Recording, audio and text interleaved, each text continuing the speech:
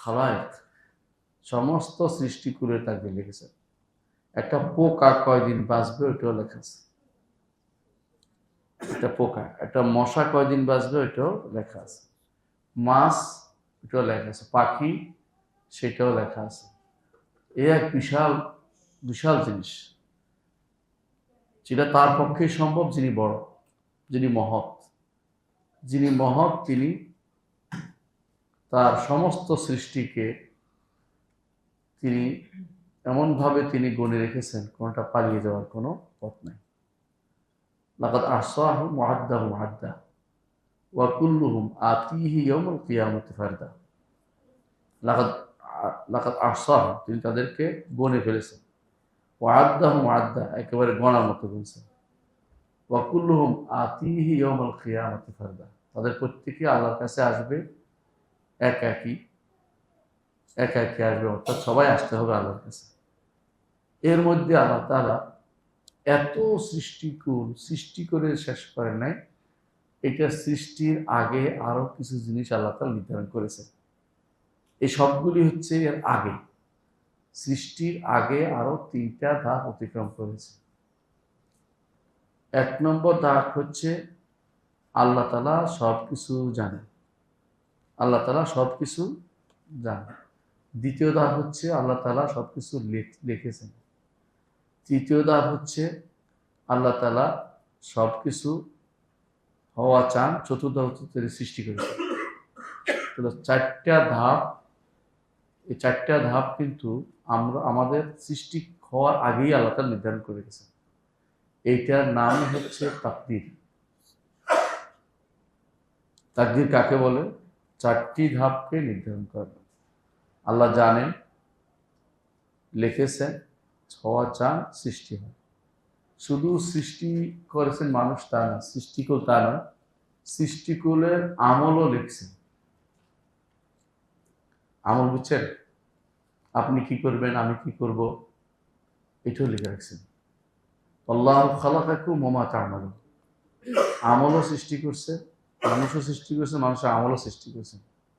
মানুষও নির্ধারণ করেছেন আসবে, জিনও আসবে নির্ধারণ করেছেন, ফেরেশতা আসবে নির্ধারণ করেছেন। প্রত্যেকটি সৃষ্টি আসবে আল্লাহর কাছে নির্ধারিত রয়েছে। এরপর আবার এগুলিকে তিনি তারপর সৃষ্টি করেছেন। সৃষ্টি করার পরে তাদের আমলটা কি সেটাও তিনি আগে থেকে নির্ধারণ করেছেন। আল্লাহ সৃষ্টি করেছেন, সৃষ্টির আমলও নির্ধারণ করেছেন। একটা পোকা কতক্ষণ উড়বে, কার গায়ে পড়বে, কারে কামড় দিবে, ওইটাও নির্ধারণ করেছেন। বুঝে আসছে কথাটা? কোনো কিছু নির্ধারণের বাইরে নেই। এটা হচ্ছে কাতাবাল্লাহু মাকাদির আল খালাইকি কাবলা আন ইয়াখলুকাস সামাওয়াতি ওয়াল আরদা 50 আলফা সানা। সৃষ্টিকুলের তাকদীর আল্লাহ লিখেছেন সৃষ্টিকুল, আসমান এবং জমিন সৃষ্টির আগে। তাহলে এটা হলো তাকদীর আগে, তারপরে আসমান জমিন সৃষ্টি, তাই তো? আসমান জমিনের তাকদীরের মধ্যে প্রথম কোন সৃষ্টিটা? গত পর্ব আপনারা পড়ছেন, প্রথম হচ্ছে আরশ। এটা পড়েছেন, এটাই হচ্ছে ইবনে তাইমিয়ার মত, এটা আমরা উল্লেখ করেছি। এর বাইরে কোনো বর্ণনা দেখা যায় পানির কথা বলা হয়েছে। এই দুইটা হচ্ছে আউয়ালিয়া মুতলাকা বলে, অর্থাৎ এমন আউয়ালি, প্রথম জিনিস, যেটা কখনো এটাকে দ্বিতীয় বলা যাবে না কোনোভাবে। আলেমরা 3 নম্বরে, বেশিরভাগ আলেম 3 নম্বরে কলমকে রাখছে, কিন্তু শেখুল আলবানী রহমতুল্লাহ আলাইহি কলমকে প্রথমে রাখছে। আসলে কলম 3 নম্বর বা আরো পরে, কারণ ওয়াকান আরশু আলমা এর পরে বলা হয়েছে, তো আরশ এর আগেই সৃষ্ট। তো পানি আগে না আরশ আগে, এই নিয়ে মতভেদ হয়েছে মূলত। কলম যে পরে সৃষ্ট, এবার কোনো মতভেদ হয়নি। বুঝে আসছে? এখন প্রশ্ন হচ্ছে, কলম এবং মানুষ, কলম এবং আরশ কার সাথে সম্পৃক্ত? আল্লাহর সাথে। কলম আমাদের সাথে। এই জন্য আলেমরা বলেন যে আল্লাহর সাথে সম্পৃক্ত যেটা, সেটা আগে হয়েছে, আমাদের সাথে যেটা সম্পৃক্ত এটা পরে হয়েছে। বুঝতে পারছেন? মানে আল্লাহ তাআলা আরশটা আগে সৃষ্টি করেছেন, সেটা পানিও আগে হতে পারে, যেমন ইমাম বদরুদ্দিন আইনি বলেছেন। আর এটা কোনো হাদিসের কারণ, অনেকগুলো হাদিসে আসছে এরকম, হাদিসগুলো দুর্বল কেউ কেউ বলেছে, কিন্তু সহি হাদিসে আসছে কারণ আরশু আলাল মা, তার আরশ ছিল পানির উপরে। এখন আরশ আগে উল্লেখ করা হয়েছে, পানি পরে উল্লেখ করা হয়েছে, আর শুধু আলাল মা। কেউ বলে যে যেহেতু আলাল মা বলেছেন তাহলে পানি আগে থাকতে হবে। এই হচ্ছে এমন জিনিস যা না জানলেও ক্ষতি নেই, জানলেও খুব বেশি উপকার নেই, আল্লাহ সংক্রান্ত জিনিস। এটাই শুধু এটাই জানবো যে অবশ্যই আরশ এবং পানি সর্বাগ্রে সৃষ্টি হয়েছে। তারপর মানুষের সংশ্লিষ্ট যেটা সৃষ্টির সাথে সংশ্লিষ্ট এটা হচ্ছে কলম, তারপর কলম সৃষ্টি হয়েছে।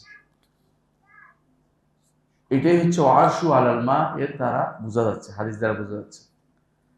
আল্লাহ তাআলা কাতাব আল্লাহ বলা হয়েছে, কোথায় লিখছে? লৌহে মাহফুজে লিখছে। লৌহে মাহফুজ অর্থ কি? যে তক্তা, বিশাল তক্তা, তখতি বলে আর কি, তাখতি বুঝেন? ছোটকালে স্লেট লিখতো না ফলাফল, ওইটাকে তখতি বলা হতো। এই জন্য লৌহে মাহফুজ বলে আমরা বলি যে সংরক্ষিত তক্তা, মানে পলক যেটাকে বলে এখন। এটা এক সময় ওইটার মধ্যে বিরাট স্লেটের জন্য কালো করে বিষয় থাকতো একটা, যেটার মধ্যে লিখতো। আগেকার দিনে আলেমরা সেটা ওই বড় একটা নিয়ে আসতো, ওইটার মধ্যে লিখতো, লিখে নিয়ে বাসায় আবার লিখতো, ওইটার মধ্যে লিখতে সুবিধা এই জন্য ছিল। এখন আর কলম আসছে, কম্পিউটার হয়ে গেছে, সহজ হয়ে গেছে। তখন এটা টেনে বেড়াইতো, কাঁধের উপর করে নিয়ে আসতো, এখানে এসে লিখতো, এরকম ছিল। লহে লহে বলা হতো, লহ, যেটা তখতির মতো ছিল। আল্লাহটা তো আর আমরা জানি না, আমরা শুধু অর্থটা করতেছি। আল্লাহটা কত বড় আল্লাহ ছাড়া কেউ জানে না। তো এই আল্লাহ তাআলা তখন নির্দেশ কইছি কাতাব আল্লাহু, আল্লাহ লিখছেন। আল্লাহ কি নিজে লিখছে? না, আল্লাহ লেখার নির্দেশ দিছে। কাকে নির্দেশ দিছে? কলমকে। কলম সেটা লিখছেন। কলম কি লিখছেন এটা হাদিসে আসছে, হাদিসে আসছে। আল্লাহ তাআলা কলম বলছেন উক্তুব কলমা আক্তুব, লেখো। বলছে আমি কি লিখবো? উক্তুব মা কান ওয়া মা ইয়াকুন, যা হয়েছে এবং যা হবে সব লিখে দেবে। যা হয়েছে এর অর্থ হলো তার আগেও সৃষ্টি হয়েছে, তার আগেও সৃষ্টি আছে।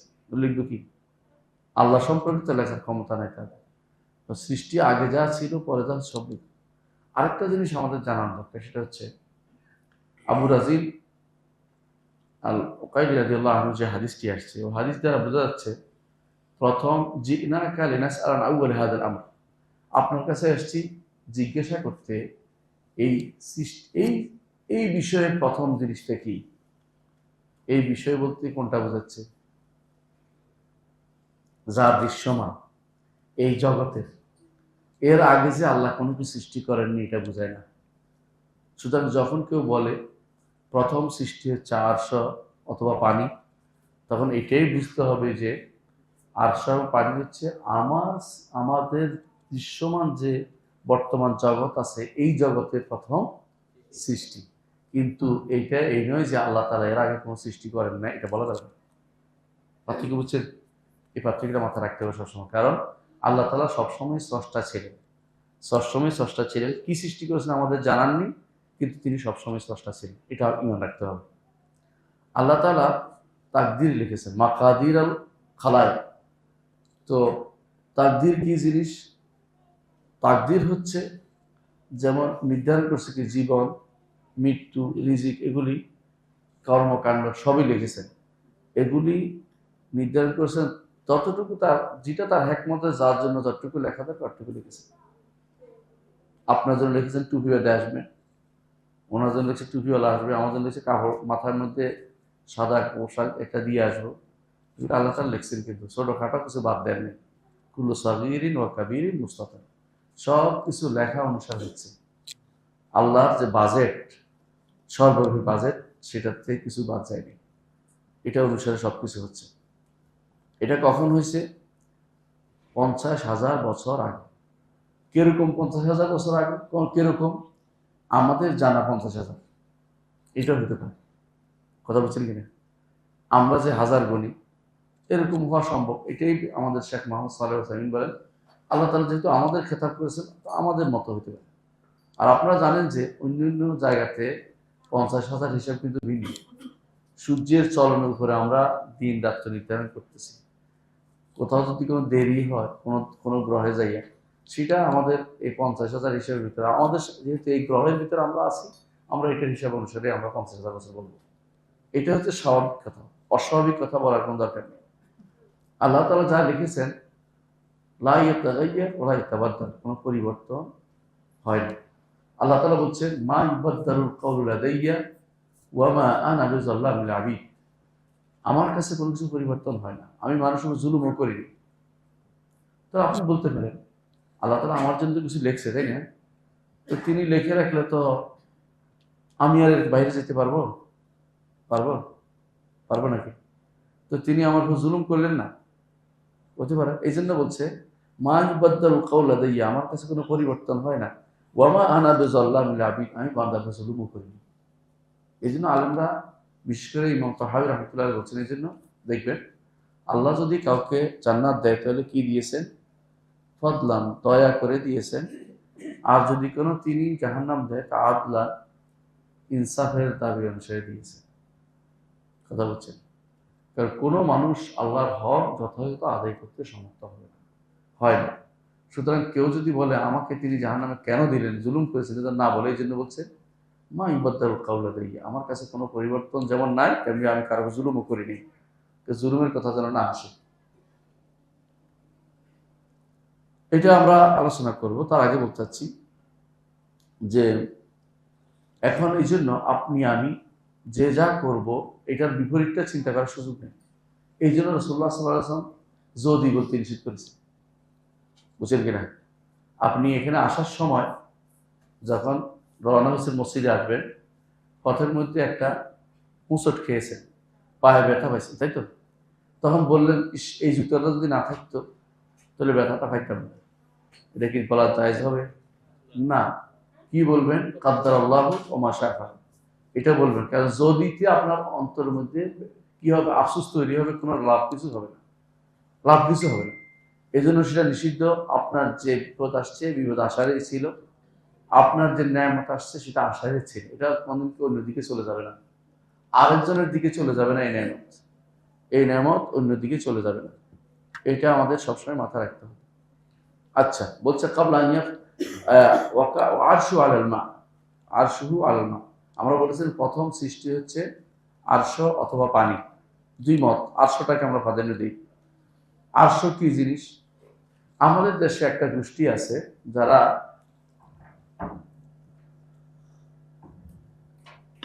আরশ এবং কুরসিকে এক করে দেখে, বুঝছেন? আবার আরেক গোষ্ঠী আছে কুরসিকে আরশের উপরে মনে করে, দুটাই ভুল। আরেক গোষ্ঠী আছে কুরসি বলতে শুধু আইল্যান্ড বুঝে, জ্ঞান, আল্লাহর জ্ঞান, বুঝেন? আমাদের দেশে এই কুরসি বলতে আইল্যান্ড যারা বলে এদের সংখ্যা বেশি। হাজার হাজার মাদ্রাসা আছে, হাজার হাজার মাদ্রাসা। বিশেষ করে মাতুরিদিরা বলে এটা, আশারি মাতুরিদিরা কুরসিকে আলাদা কোনো সৃষ্টি মনে করে না। এইটা আকীদাগত বিরাট ভুল। কোরআনের অনুবাদে লিখলেও ভুল লিখছে, ভুল অনুবাদ করেছে। তাহলে আরশ আর কুরসি হচ্ছে আলাদা সৃষ্টি, আরশ আলাদা সৃষ্টি। এবং আরশ বিশাল, বিশাল। আরশের কিছু গুণ আমরা কোরআন হাদিসে পাই। আমার রহমান আরশে ঘটেছেন, সেখানে আরশের কিছু বর্ণনা আসছে, পড়ে দেখবেন, বিশাল বর্ণনা। আজকে কয়েকটা বলবো যেখানে আমরা জানি। একটা হচ্ছে আরশ হচ্ছে সৃষ্টির মধ্যে, আরশ হচ্ছে যার উপরে রব্বুল আলামিন রয়েছে। আল্লাহ কোথায় আছেন? আরশের উপরে। মুখস্থ থাকতে হবে এটা। এটাকে কোনোদিন পরিবর্তনযোগ্য জিনিস নয়। এই শব্দটি আল্লাহ আরশের উপর রয়েছেন, এটা আমাদের দেশে অমুক বিন তমুকেরা সারাদিন লেগে থাকে আহলুস সুন্নাত জামাতের বিরুদ্ধে, সালাফিদের বিরুদ্ধে। ওরা যে বই লিখছে বুনিয়াদি আকিদা, এটা হচ্ছে বুনিয়াদি জাহমিয়া আকিদা। জাহমিয়াদের, অর্থাৎ এটা কুফরি আকিদা ছাড়া কিছুই না। আগার পড়া কুফরি আকিদা বলে, এটা পড়লে ইমান চলে যাবে তাড়াতাড়ি। কোরআন সুন্নাহর বিরোধী কথা বলতে। ওরা এটাকে কোনোভাবেই আল্লাহ আরশের উপর মানতে রাজি নেই। আল্লাহ বলছে তারা আল্লাহ আরশের উপরে, ওরা বলছে না আল্লাহ আরশের উপর না। কেন বলে? আরশের উপর হইলে আরশের প্রতি তিনি মুখাপেক্ষী হয়ে যাচ্ছে, এইটাই তাদের কথা। আমরা কি বলি আসমান জমিনের উপরে, তাই বলে কি আসমান কি জমিনের মুখাপেক্ষী? সূর্য আমাদের উপরে, সূর্য কি আমাদের মুখাপেক্ষী?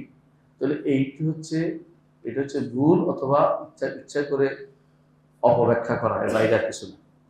তাহলে আরশ হচ্ছে আরশের উপর রব্বুল আলামিন, আরশ হচ্ছে সর্বোচ্চ সৃষ্টি, সর্বোচ্চ সৃষ্টি।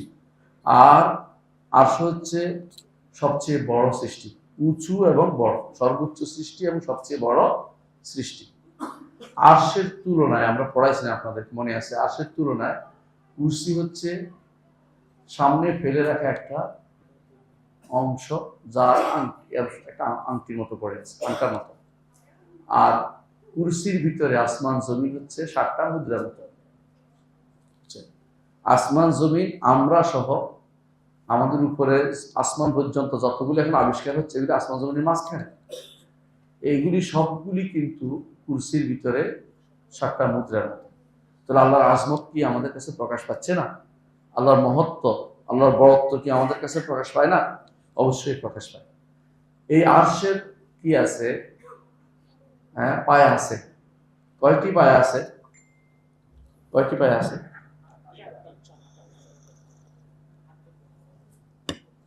আরশের পায়া 8টি। আরশের পায়া 4টি যারা বলেছেন তারাও বিভিন্ন বর্ণনা থেকে পাইছে, কিন্তু আমরা 8টি বলবো কেন জানেন? ওয়াহমুলু আরশ রাব্বিকা ফাওকাহুম ইয়াওমাইযিন সামানিয়া, তাই না? 8 জনে উঠাবে। এখন কয়টা পায়া এটা তো আমরা জানি না। আবার কিন্তু কোনো বর্ণনা 60টাও আসছে, আমরা অস্বীকার করছি না। আল কাওয়াম আরবা কোনো বর্ণনা আসছে, আরশের 4টি পায়া আসছে। কিন্তু যাই হোক, আরশ বহন করে 8 পৃষ্ঠা, এটাই বিশ্বাস করতে হবে। 4টি বা 8টি যাই হোক, এর কি আছে? পায়া আছে। পায়া বুঝেন তো? পায়া আছে, এ বহন করে ফেরেশতা। আর যে জিনিস ফেরেশতারা বহন করে, এটা কি কোনো এমন জিনিস যেটা শুধু জ্ঞান, যারা আরশকে জ্ঞান বলে শুধুমাত্র, এটা ভুল করছে, বুঝেন না কথাটা?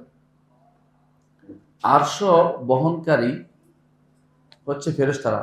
এই ফেরেশতার মধ্যে একজন আছে, ওনার বর্ণনা রাসূলুল্লাহ সাল্লাল্লাহু আলাইহি ওয়াসাল্লাম দিয়েছেন, যার কানের লতি থেকে শুরু করে কাঁধ পর্যন্ত, কানের লতি থেকে কাঁধ পর্যন্ত দূরত্ব তো বুঝছেন তো? কত দূরত্ব? মাসিরাতু সাবরমিয়াতা, 700 বছরের রাস্তা, 700 বছরের রাস্তা। তো বলতে পারেন কিসের 700 বছরের? এটাও হাদিসে আসছে। হাদিসে আসছে হলো পাখির, দ্রুতগামী পাখি, যেই পাখি খুব দ্রুত চলে, সেই পাখির 700 বছরের রাস্তা, শুধু এই তো বড়, এটা বোঝানোর জন্য। তাহলে বোঝা গেল আরশের বহনকারী ফেরেশতারাও অনেক বিশাল, অনেক বিশাল এক একজন। এবং দেখা গেল তাহলে আরশের পরে প্রথম সৃষ্টি হলো ফেরেশতা, বুঝলেন না? প্রথম যারা আছে এবং যারা আরশ বহনকারী ফেরেশতা, তারা সবচেয়ে কাছে, সবচেয়ে কাছে আল্লাহ। এটা মানে সৃষ্টি আরশের পরে সবচেয়ে কাছে হচ্ছে আরশ বহনকারী ফেরেশতা। আচ্ছা, আর আরশের আরেকটি গুণ হচ্ছে আজিম। কোরআনে কারীম হচ্ছে আরশের আজিম। হাদিসে আসছে কারীম, কোরআনেও আসছে কারীম। তো কারীম অর্থ কি? সম্মানিত। আরশ আজিম অর্থ মহান। আরশের আরেকটি দিক হলো যে আরশ কোনো বর্ণনায় আরশের বিস্তারিত দেয়া হয়েছে, যে এগুলি কিসের তৈরি সেটাও আসছে। আরশ কিসের তৈরি সেটা হাদিসে আসছে। সব মিলিয়ে আরশ, এটা মানতে হবে যে আরশ সবচেয়ে বড়, সবচেয়ে বড়। আরশের চেয়ে বড় কোনো সৃষ্টি আল্লাহ তাআলা আমাদেরকে জানাননি। আল্লাহ তাআলা আমাদেরকে জানাননি। আছে কিনা তো আমরা বলতে পারবো না। আল্লাহ আমাদেরকে জানাননি, এটাই বলবো। হ্যাঁ, আল্লাহ আমাদেরকে জানাননি। তো এই হাদিস থেকে আমরা কি জানলাম? হাদিসটা তুমি পড়লাম না? হাদিস থেকে আমরা জানলাম এটা, যে তাকদীর উপর ঈমান আনতে হবে। আল্লাহ তাআলার ফয়সালা এবং আল্লাহ তাআলার সিদ্ধান্ত নির্ধারণের উপর ঈমান আনতে হবে। দুইটা শব্দ আছে, কাদা ওয়াল কাদার। কাদা অর্থ তিনি ফয়সালা করেছেন, এটা তোর জন্য এটা হোক, তোর জন্য এটা হোক, তোর জন্য এটা হোক। কাদার অর্থ হলো এই যে নির্ধারণ করা, ফয়সালার পরে নির্ধারণ করে রাখছেন, এটা অথবা কেউ বলছে আগে ফয়সালা পরে নির্ধারণ, কেউ বলছে আগে নির্ধারণ পরে ফয়সালা। আসলে দুইটা কাছাকাছি, বুঝছেন কিনা? কারণ নির্ধারণ করাটাই হচ্ছে ফয়সালা, একই জিনিস ঘুরে ফিরে। আরবিতে দুইটা শব্দ আসছে, কাদা ও কাদার, এই জন্য ইমান বিল কাদা ও কাদার বলে। তো হাদিসে কিন্তু কাদারের কথা আসছে, কিন্তু আবার হাদিসে কাদার কথা আসছে, কাদা। এর অর্থ হলো দুইটা শব্দই তাকদিরের জন্য ব্যবহার করা যাবে, দুইটা শব্দ তাকদিরের জন্য ব্যবহার করা যাবে। দ্বিতীয়, তাকদির কাকে বলে? তাকদির হচ্ছে সবকিছু সম্পর্কে আল্লাহর জ্ঞান, সবকিছু সম্পর্কে আল্লাহর জ্ঞান। আল্লাহর জ্ঞান এটাই কি তাকদির? না, সবকিছু সম্পর্কে আল্লাহর যে জ্ঞান, এইটা আবার এইটার মধ্যে থেকে যা ইচ্ছা তিনি লেখার ব্যবস্থা করেছেন, সব লেখা নেই, সবকিছু লেখা না, যা তিনি ইচ্ছা করেছেন সেটাকে লিখতে বলেছেন, বুঝছেন? যা তিনি ইচ্ছা করেছেন সেটা লিখতে তিনি লেখাই নিয়েছেন। এই জন্য আল্লাহর জ্ঞানের পুরোটাই লেখে কেউ শেষ করতে পারবে না। তিনি যতটুকু লেখা দরকার সৃষ্টির মাকাদিরুল খালায় সেটা শুধু লেখাইছেন, বুঝছেন? সৃষ্টির তাকদীরের অংশ লেখা হয়েছে, সৃষ্টির ফয়সালার অংশ লেখা হয়েছে। আচ্ছা, 3 নম্বর, তিনি এটা চান যে এটা সৃষ্টি হোক, এটা কার্যে আসুক, সেটা তিনি চান। 4 নম্বর হচ্ছে তিনি সেটা সৃষ্টি করেন। এই 4টি স্তর মিলে হচ্ছে কাদার পরিচয়। যদি কোনো কেউ বলে তাকদীর কি জিনিস, বলবেন যে আল্লাহর ইলম, আল্লাহর লেখা, আল্লাহর চাওয়া, আল্লাহর সৃষ্টি, এটা হচ্ছে তাকদীর। সহজে উত্তর দিতে পারবেন। আল্লাহর ইমান, তাকদীর উপর ইমান বিষয়টা কি জিনিস? তাকদীর উপর ইমান আনলে কি লাভ? ইমান লাভ হচ্ছে যে যখনই আমি জানবো যে আমার সৃষ্টি নয়, শুধু সৃষ্টিকুলের সৃষ্টি আগে আল্লাহ তাআলা আমার কি হবে না হবে সব লিখে রেখেছেন, সেখানে কোনো পরিবর্তন নাই। তাহলে আমি কি করব? যখনই এরকম কোনো সমস্যা দেখবো, বিপদ দেখবো, তো কি করব? মেনে নিব, মেনে নিব যে আল্লাহ তাআলা এটা আমার জন্য লিখেছেন, দে দাও। আমি হাফ ইতিস করবো না, ইস কেন মাছটা চলে গেল, মাছটা আমি পাবো না, ওটাই সত্য কথা।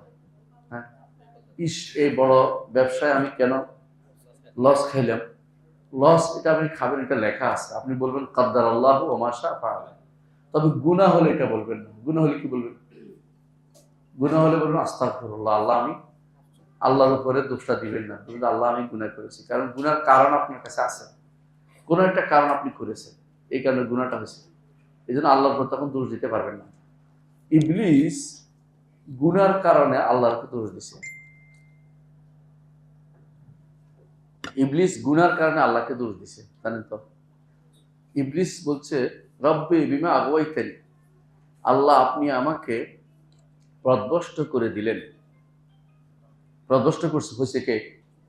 ইবলিস। দোষটা কারে দিচ্ছে? আল্লাহকে দিচ্ছে, বুঝলেন তো কথা?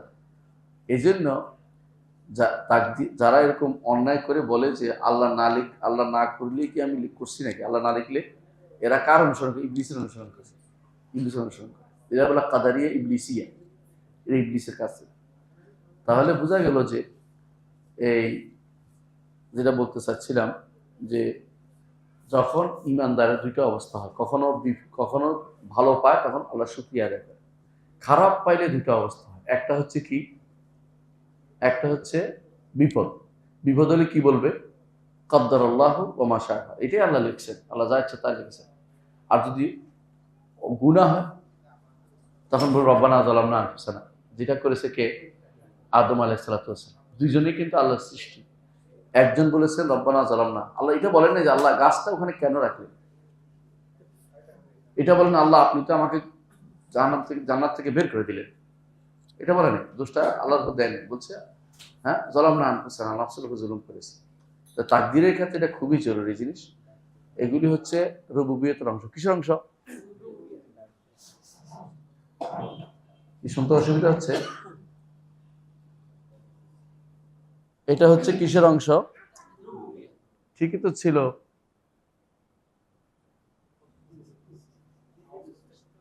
বাইরে ও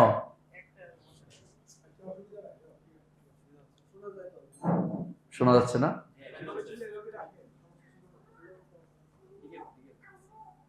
আচ্ছা, যেটা বলছিলাম যে তাকদীরের কোন অংশ বলছিলাম? তাকদীর হচ্ছে রুবুবিয়তের অংশ। রুবুবিয়তের কোনো কিছু আমার আপনার হাতে নেই। এই জন্য কোনো ব্যক্তি যেন ভুলেও না বলে যে আমি করছি বলে আল্লাহ লিখছে, এটা যেন না বলে আমি করবো বলে আল্লাহ লিখছি। বুঝে আসছে কথা? এটা বলা যাবে না, কারণ এটা রুবুবিয়তের অংশ। রুবুবিয়তের কোনো কিছু আমার হাতে, কারোর হাতে নেই। আমাদেরকে দায়িত্ব দিচ্ছে উলুহিয়াত পালন করতে, এবাদত করতে। উলুহিয়াত হচ্ছে এবাদত, আর রুবুবিয়ত তার কাছে সবকিছু। এই জন্য ওই জায়গাতে এসে কেউ যেন আমাদের উপরে নির্ভর করে আল্লাহ তাকদির লিখেছে এটা যেন না বলে। আল্লাহ বান্দার উপর নির্ভর করে তাকদির লেখেননি। আল্লাহ তাআলা তাকদির লিখেছেন তার ইচ্ছা মোতাবেক, তার চাওয়া মোতাবেক। তিনি যা চেয়েছেন তা লিখেছেন। এই জন্য বলতে হয় কাদ্দারাল্লাহ, আল্লাহ তাকদির ওমা শাআ ফাআল, যা চাইছেন তা করেছেন। এটা বলেন নাই যে আমার কারণে আল্লাহ এটা লিখেছেন, এটা না। বুঝলেন না কথাটা? বিপদ হলে এটা বলতে হবে। বুঝা যাচ্ছে কথাটা? তাহলে বোঝা গেল যে আর গুনার কাজ কেন হয়? গুনার কাজ হয় যখন মানুষ শরীয়ত লঙ্ঘন করে, আর গুনাহটা হচ্ছে উলুহিয়ত। এই জন্য তখন ইস্তেগফার করতে হয় যে আমার ভুল হচ্ছে, আমি শরীয়ত মানি নাই কেন। কিন্তু যেটা আল্লাহর পক্ষ থেকে, যেটা রুবুবিয়ত, ওখানে আপনাকে বলতে হবে আল্লাহ যা ইচ্ছা তা লিখেছে, আমার কিছু করার নাই, মেনে নিলাম। তাহলে একজন মানুষ তাকদীর উপরে ঈমান আনলে তার দুইটা জিনিস হবে। এক নম্বর হচ্ছে সে সন্তুষ্ট থাকবে যে সর্ব অবস্থায়, এটাকে বলে রেদা বিল কাদা, ফয়সালা, আল্লাহর ফয়সালার উপরে সন্তুষ্ট থাকবে। আর একটা জিনিস হচ্ছে সে মেনে নিবে যে ঠিক আছে এটাই আমার। একজন মানুষ কিন্তু বিপদটা শেষে মেনেই নেই, দেরি হলে একসময় কিন্তু মেনে নেয়, কিন্তু প্রথমবারে মানাটাই হচ্ছে সবর। আর সবর আন্দা সদমাতিল উলা, রাসূলুল্লাহ সাল্লাল্লাহু আলাইহি ওয়াসাল্লাম শিখিয়ে দিয়েছেন যে প্রথম চোটে মানতে হবে। শেষে কিন্তু অনেকেই মানে, প্রথম বিলাপ করতে করতে একসময় শরীরের শক্তি হীন হয়ে গেলে এখন আর কি করবো, আল্লাহ তো আগে কোথায় ছিল, আগে তো এটা মানার দরকার ছিল। আচ্ছা, এ হচ্ছে একটি শিক্ষা আমরা পেলাম। আরেকটি শিক্ষা হচ্ছে আমরা জানলাম যে আল্লাহর আরশ পানির উপর ছিল, এটা আমরা আগে জেনেছি। এই হাদিস থেকে আমরা এই শিক্ষাগুলো নিলাম। এখানে কয়েকটা জিনিস আলোচ্য বিষয়। এক নম্বর হচ্ছে তাকদীরের বিষয়টা। তাকদীর কয় স্তরে এসে আমাদের কাছ পর্যন্ত পৌঁছে? চারটা। চারটা, চারটা বিশুদ্ধ মতে চারটা। কেউ কেউ পাঁচটা বলেছেন, আমরা চারটাই বলি। পাঁচটা বলেছেন, এটা পরে বলছে। আগে প্রথমটা হচ্ছে যেটা সর্বব্যাপী, সর্বব্যাপী যেটা ছিল, এটা কোনোভাবেই এটা কোনোভাবেই আমাদেরকে জিজ্ঞাসা করে করা হয়নি। আমরা ছিলাম না তখন। 50,000 বছর আগে, যেটা আমরা আজকে হাদিসের মধ্যে আসছে, এটা সব কিছুর আগে হয়েছে। এবং এটা এমন এক তাকদীর যে তাকদীরে কোনো কিছু বাদ যায় নাই। ছোট বড় কুল্লু সগীরিন ওয়া কাবীর মুস্তাতা সব কিছু লেখা হয়েছে। দ্বিতীয়টা হচ্ছে জীবনব্যাপী। জীবনব্যাপী যে তাকদীর, সেটা লেখা হয় মানুষের মায়ের পেটে থাকতে। তখন চারটা জিনিস লেখা হয় প্রত্যেকের জন্য: রিজকুহু ও আজালুহু ও আমালুহু। রিজিক কি, আজাল কতদিন বাঁচবে, এবং কি আমল করবে। আরেকটা রয়েছে, এটা কি, সৌভাগ্যবান হবে না দুর্ভাগা হবে, অর্থাৎ ইমানদার হবে না কাফের হবে। বুঝে আসছে? এটা লেখা হয়ে যায় তখনই মায়ের পেটে থাকতে। এই লেখা আগের লেখার কি বিপরীত না। এটা হচ্ছে ব্যক্তির কি জীবনব্যাপী বাজেট, সারা জীবনের জন্য একটা বাজেট। তাহলে দ্বিতীয় নম্বর তাকদীর লেখা হচ্ছে। তৃতীয় নম্বরের তাকদীর হচ্ছে প্রতি বছর লাইলাতুল কদর লেখা হয়। এটার নাম হলো তাকদীর হাউলি বা তাকদীর সানাবি, বাৎসরিক একটা বাজেট। এইটাও আগের গুলোর সাথে মিলে। এইটাও আগে যেটা আল্লাহ তাআলা মায়ের পেটে থাকতে লেখাই দিয়েছে, এবং যেটা 50,000 বছর আগে লিখেছেন, ওইটার সাথে মিলেই হবে। আল্লাহ তাআলার কোনো কিছু হযবরল নাই। বুঝে আসছে কথাটা? মানুষের কর্মকাণ্ড হযবরল না। আল্লাহ তাআলা সবকিছু সুশৃঙ্খলভাবে চলছে। সুশৃঙ্খলভাবে না চললে সূর্য একসময় হারিয়ে যেত, যে আমি চলে যাই একদিকে, অথবা পৃথিবী একদিকে ঘুরতে ঘুরতে বা চলতে চলতে একদিকে চলে যেত। কেউ ঘুরে অস্বীকার করে, আচ্ছা ঘুরে না, কিন্তু একদিকে চলে যেতে পারতো। আপনারা অন্য গ্রহে যায় দেখেন, পৃথিবীটা গোলক মনে হবে, অথবা এরকম মনে হবে লম্বা গোলক, যাই বলেন, আমার সমগোল এটা করে থাকে। কিন্তু প্রশ্ন হচ্ছে এইটা, যে দেখবেন যে এটা কোনো কিছুর সাথে ঠেস নাই। আল্লাহ নিজে বলেছেন আসমান কোনো কিছুর সাথে ঠেস নেই, জমিনও কোনো কিছুর ঠেস নেই। পানিগুলো আছে এই জমিনের সাথে লাগানো, কিন্তু জমিন কোনো কিছু নিচে দিয়ে বা উপরে দিয়ে কোনো দিক দিয়ে কোনো কিছুর সাথে কি নাই, নাই। এইটা যে রেখে দিয়েছেন আল্লাহ তাআলা, সুশৃঙ্খলভাবে রাখছেন। ঠিকই 24 ঘন্টায় ঘুরে আসে, ঠিকই সালাতের ওয়াক্ত হচ্ছে, আবার বছরে ঘুরে আসতেছে, রমজান মাস আসতেছে, বুঝলেন তো, হজের মাস আসতেছে, তাহলে কিন্তু আপনি বুঝতে পারতেন না কোনো কিছু। এখন কোনো পরিবর্তন হয় না, সূর্যের একটু পরিবর্তন হয় না, জানেন। চাঁদেরও পরিবর্তন হয় তা বলছি না, কিন্তু আমরা দেখি না, মাঝে মধ্যে দেখি, মাঝে মধ্যে 2 দিন গায়েব থাকে অথবা 1 দিন গায়েব থাকে। 2 দিন গায়েব থাকলে মাস কত হয়, 29 হয় নাকি? হ্যাঁ, আর যদি কোনো 1 দিন গায়েব থাকে 30 হয়, বুঝছেন? তাহলে বোঝা গেল যে এই প্রত্যেকটা জিনিস আল্লাহ সুশৃঙ্খলভাবে পরিচালনা করতেছেন। এই সবগুলি বাৎসরিক বাজেটের, বাৎসরিক বছরে কিভাবে চলবে আল্লাহ তাআলা এই বছর কিভাবে চলবে নির্ধারণ করে দিয়েছেন। আর একটা হচ্ছে দৈনিক বাজেট। দৈনিক বাজেটটা কখন হয়? প্রতি রাত্রিতে, কুল্লা ইয়াউমিন হুয়া ফি শাআন।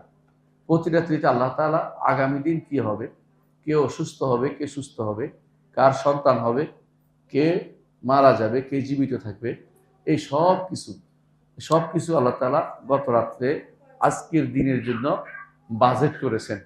আজকের দিনের জন্য বাজেট করেছেন, এর অর্থ হচ্ছে এইটা প্রত্যেকটা জিনিস আমরা যে চলাফেরা করতেছি, আমাদের কোনো কিছু তার নিয়ন্ত্রণের বাইরে নয়।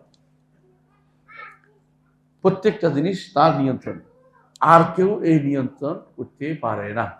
কোনো অলি আল্লাহ নয়, কোনো গাউস কুতুব না, কেউ এটা করতে পারে না। এখন মানুষ যদি কোনো মনে করে কোনো সৃষ্ট জীবকে যে তিনি নিয়ন্ত্রণ করতেছেন, হ্যাঁ, যেমন কি ধারণা করে গাউসের কি আছে, ক্ষমতা আছে উদ্ধার করার, অথবা কুতুবের ক্ষমতা আছে, তারা মিলে সিদ্ধান্ত নেয়, তাহলে তারা সব কাফের হয়ে যাবে এবং মুশরিক কাফের। কারণ এটা আল্লাহ তাআলা তার যে ফেল সেখানে হস্তক্ষেপ করা। আল্লাহর রুবুবিয়তের 2টা জিনিস আছে। কি কি জিনিস? একটা হচ্ছে সত্তা, একটা হচ্ছে কর্ম। রুবুবিয়তের 2টা জিনিস, একটা হচ্ছে তার সত্তা, একটা হচ্ছে কি কর্ম, বুঝছেন তো? আমরা সবাই আল্লাহর কর্ম। আসমান কি কর্ম, জমিন কর্ম, এ আরশ, কুরসি সবই কর্ম। আখিরাত তৈরি করা কর্ম, জান্নাত জাহান্নাম কর্ম, বুঝছেন তো? রাসূল প্রেরণ করা কর্ম। তাহলে আল্লাহর কর্মের পরিধি যদি আপনি অন্য কাউকে দেন, তাহলে আপনি শিরিক করলেন। বুঝে আসছে কথাটা? তো কোনো ব্যক্তি যদি মনে করে যে গাউস কুতুবে দুনিয়া পরিচালনা করতেছে, তাদের হাতে ক্ষমতা আছে, অথবা কোনো শাহজালাল এত বড় আল্লাহর ওলি, তিনি কি এমনি আছেন না, কিছু না কিছু আছেই, তাহলে তিনি কোন জায়গায় শিরিক করলেন? রুবুবিয়তে শিরিক করলেন। কারণ সেটা পরিচালনা, মানে তার পরিচালনা আপনি হাত দিয়েছেন। হাত দেওয়ার ক্ষমতা কারো করতে পারবে না, কারো কোনো সমস্যা সেখানে নাই। সূরা সাবার 22 এবং 23 নম্বর আয়াত আল্লাহ তাআলা এই সত্যটি তুলে ধরেছেন। তিনি বলেছেন কি, কুলিদুল্লাযিনা জাআমতুম মিন দুনিল্লাহ, যাদেরকে তোমরা আল্লাহ ছাড়া অন্য কাউকে, যাদেরকে তোমরা আল্লাহ ছাড়া আরো মনে করো যে আরো কিছু আছে তোমাদের, হ্যাঁ, ওলি আল্লাহ বা গাউস কুতুব আছে, ওদর, তাদেরকে ডাকো। লা ইয়ামলিকুনা মিসকালা যারাতিন ফিস সামাওয়াতি ওয়ালা ফিল আরদ। দেখবে যে আসমান জমিনের কোনো কিছু রাই পরিমাণ জিনিস তারা মালিক না। কার মালিকানা কার? বুঝছেন তো? মালিকানা হচ্ছে আল্লাহ। তো ওমা লাহুম ফীহিমা মিন শিরকিন, মালিকও নাই, অংশীদারিত্ব নেই। আপনি ধরেন আমার এই চায়ের কাপের মালিক হতে পারে, অথবা বলেন চার কাপ কিনতে পয়সা ছিল না, দুজনে মিলে ভাগ করে কিনছি, তাও তো হতে পারে। আল্লাহ বলছে এইটাও না এটাও না, অর্থাৎ তুমি কি মালিকও নও, আবার তুমি অংশীদারও নও। অনেকে অংশীদারি ব্যবসা করে না, নিজে একাকী ব্যবসা করতে পারতো, অংশীদারি করতে পারে। আল্লাহ বলে এটাও না এটাও না। 3 নম্বর হচ্ছে এটা হতে পারতো যে জগতের কারো আল্লাহর সাহায্য লাগবে, জগৎ পরিচালনার জন্য আর কি লাগবে? সাহায্য লাগবে। আল্লাহ বলছে ওমা লাহুম ফীহিমা মিন যাহির, আল্লাহর ওমা লাহুম ফীহিমা মিন যাহির, আসমান ও জমিনে আল্লাহর কোনো সাহায্য, এই যত সৃষ্টিগুলো পরিচালনার জন্য আল্লাহর কোনো সাহায্যকারীও লাগে না। তাহলে এখন কোনটা বাকি রয়েছে? একটা বাকি আছে না, না একটা না, বলতেছি এটার মধ্যে যে একজন, ধর আপনি এইটাতে মালিক না, এই মোবাইলে আপনি মালিক না, তো বলে অংশীদার। রাতের আপনার, দিনে আমার অংশীদার হতে পারে। অথবা বলেন যে না, এটা বানাইতে আমি সাহায্য করছি, আপনার কিনতে সাহায্য করছি, যাই কিনে আনছি আপনার জন্য। তিনটাই বাদ গেল, একটা জিনিস রয়েছে, এটা কি? শুধু সুপারিশ করতে পারবে। এটা আল্লাহ তাআলা পরের আয়াতে বলছে, ওয়ালা তানফাউ শাফাআতু ইনদাহু ইল্লা বিইজনি। কোনো কিছু যদি কোনো আপনি করতে চান কারো কাছে, ধরুন আপনি এটা ভাঙতে পারবেন কিনা, হ্যাঁ, যদি মালিক হয় ভাঙিয়ে বলবো তোমার কি, অংশীদার হলে আমার অংশ আমি কাউকে দিয়ে দিলাম, বুঝে আসছে। আর সাহায্যকারী হলে আমি সাহায্য করছি, আমার কথা রাখতে হবে, তাই না? আর যদি সাহায্য করে নাই, মালিকও না, অংশীদারও না, সাহায্যও করে নাই, তার মধ্যে তাহলে সুপারিশ তো করতে পারি অন্তত। এখন আরবের মুশরিকরা কিন্তু ওই তিনটা বলতো না। কোনটা বলতো না? মালিক কে? আল্লাহ। তো আল্লাহর কি কোনো অংশীদার আছে? নাই। মালিকের নামে তো কোনো অংশীদার নাই। তাদের কোনো আল্লাহর কোনো সাহায্যকারী লাগে না? লাগে না। তো কি? সুপারিশ লাগবে। সুপারিশ করলে তো পারে, তিনি তো সুপারিশ করতে, তার কাছে তো কেউ সুপারিশ করতে পারে। এটা কি? আমরা আল্লাহর একদম, আমরা হচ্ছে সবচেয়ে গুনাহগার বান্দা, আমরা আল্লাহর কাছে কেমনে যাই? যাওয়ার কোনো ক্ষমতা আমাদের নাই। তো আল্লাহর নেক বান্দারা যদি আল্লাহর কাছে বলে, আল্লাহ কি ফেলে দিবে নাকি? সুতরাং নেক বান্দারা আল্লাহর কাছে সুপারিশ করবে। আল্লাহ তাআলা এটাও ভেঙে দিয়েছেন 23 নম্বর আয়াতে এসে। 22 নম্বর আয়াতে তিনটা বলছেন। 23 নম্বর আয়াতে বলছেন, ওয়ালা তানফাউ শাফাআতু ইনদাহ। আর তোমরা সুপারিশে আশা করে বসে আছো, এটাও কাজে লাগবে না। বুঝছেন তো? এই দুটি আয়াত শিরককে একেবারে মূলোৎপাটিত করে দিয়েছে। এর অর্থ হচ্ছে আল্লাহ তাআলার এই সৃষ্টিকুল পরিচালনা, সৃষ্টিকুলের মালিকানা, সৃষ্টিকুলের অংশীদারিত্ব বা সৃষ্টিকুলের পরিচালনা, মালিকানার কারো নাই, অংশীদারিত্ব নাই, এবং কারো সাহায্যও লাগে না, কারো সুপারিশও তিনি নিবেন না। সুপারিশ নিবেন দুইটা শর্তে, কারো শিরিক, কারো সাথে তিনি ইবাদতে শরিক করে নাই বা তার রুবুবিয়তে শিরিক করে নাই। আর একটা হচ্ছে যে তার ঈমান আছে এটা, আর ওই লোককে যে সুপারিশ করবে তার অনুমতি লাগবে। আল্লাহ থেকে অনুমতি নিয়ে তারপর সুপারিশ করতে আরম্ভ করবে। মুহাম্মদ রাসূলুল্লাহ সাল্লাল্লাহু আলাইহি ওয়াসাল্লাম তিনি তো সুপারিশ করবেন, কিন্তু সবার আগে তিনি অনুমতি নেওয়ার জন্য আরশের নিচে সাজদায় যাবেন। তাহলে আরশও কিন্তু তাহলে একটা সৃষ্টি, এটার নিচে সাজদা করবেন, বুঝে আসছে? সাজদা করলে আল্লাহর সাথে তার সাক্ষাৎ হবে। আল্লাহ তাকে বলবেন কি চাই, হাদিস এইভাবে আসছে। দ্বিতীয় খণ্ড বের হয়েছে, এটার মধ্যে পাবেন। হাদিস বিশ্বকোষ দ্বিতীয় খণ্ড বিস্তারিত আলোচনা করেছে এটার মধ্যে, যে সুপারিশের আলোচনা বিস্তারিত লিখছে ওখানে। ওখানে দেখেন যে আল্লাহ তাআলা জিজ্ঞাসা করবেন কি চাই তোমার। মানে প্রথমে তো তিনি অনুমতি দিবেন, সবার জন্য তিনি সুপারিশ করবেন। দ্বিতীয়বার বারবার আবার জিজ্ঞাসা করবেন আল্লাহ তাআলা তার নবীকে, আবার সিজদা করবেন, আবার বলবেন, আবার অনুমতি দিবেন। একবার যে অনুমতি দিচ্ছেন যথেষ্ট না, প্রতিবারে তিনি অনুমতি দিবেন। এটাও হাদিসের মধ্যে স্পষ্টভাবে উল্লেখ আছে।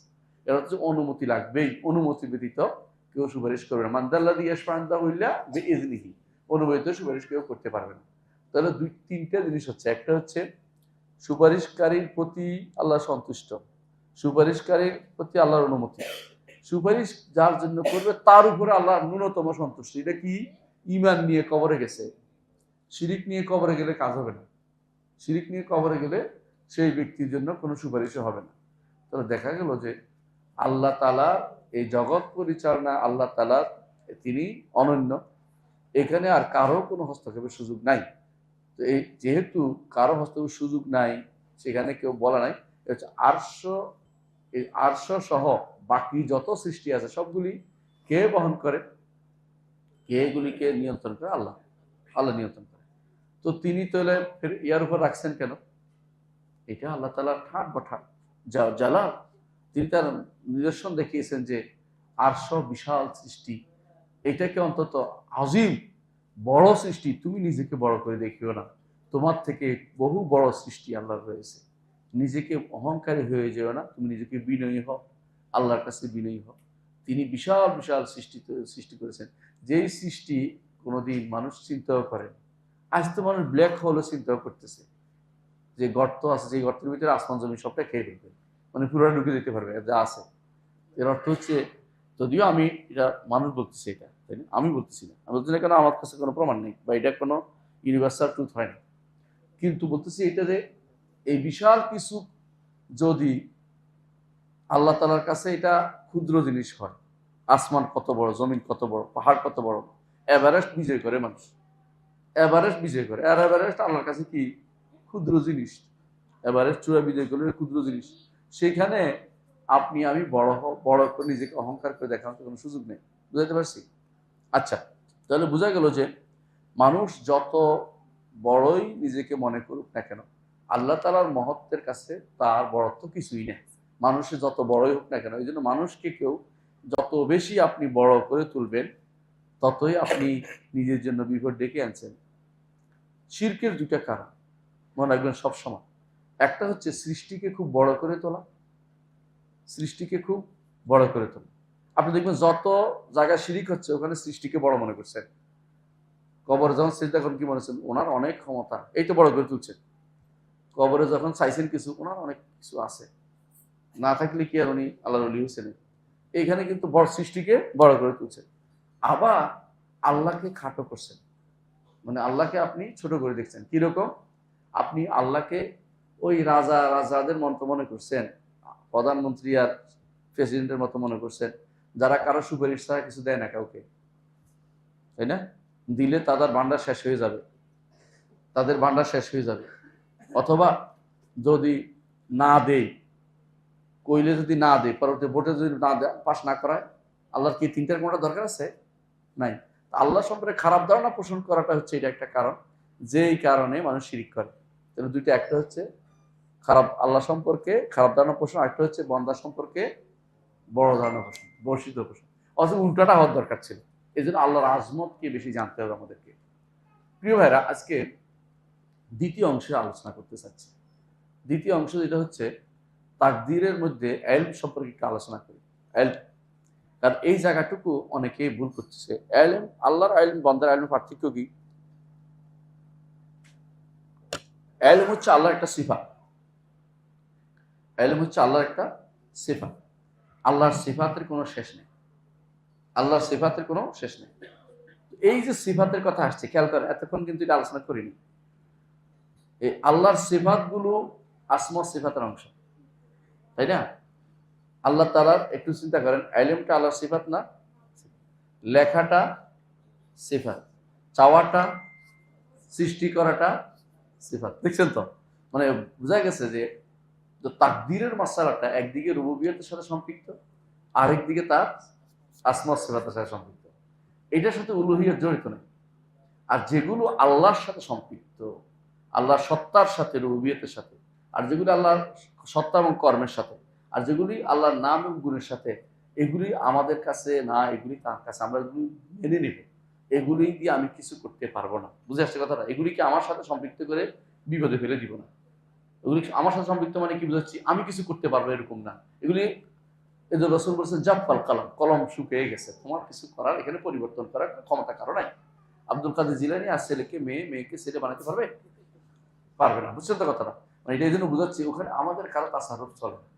কেউ যদি বলে যে ওইটা ঠিক করে ফেলো, এটা করার সুযোগ নাই, হুজুরে নিজে কাটিয়ে দিচ্ছে, এটা বলার সুযোগ নাই। বুঝছেন তো? হুজুর কাটা কিছু জানেন তো? জানেন না? এক ওলি আল্লাহ নাকি তার ছেলেকে মোরা খাওয়ায় বসাইছে। তো ওলি আল্লাহ কোরআন ভুল পড়ছে আর কি, পড়ছে কি সিরাতাল্লাযীনা আনআমতু আলাইহিম কইলে দিচ্ছে। আনআমতু আলাইহিম বলে কুফরি হয়ে জানে।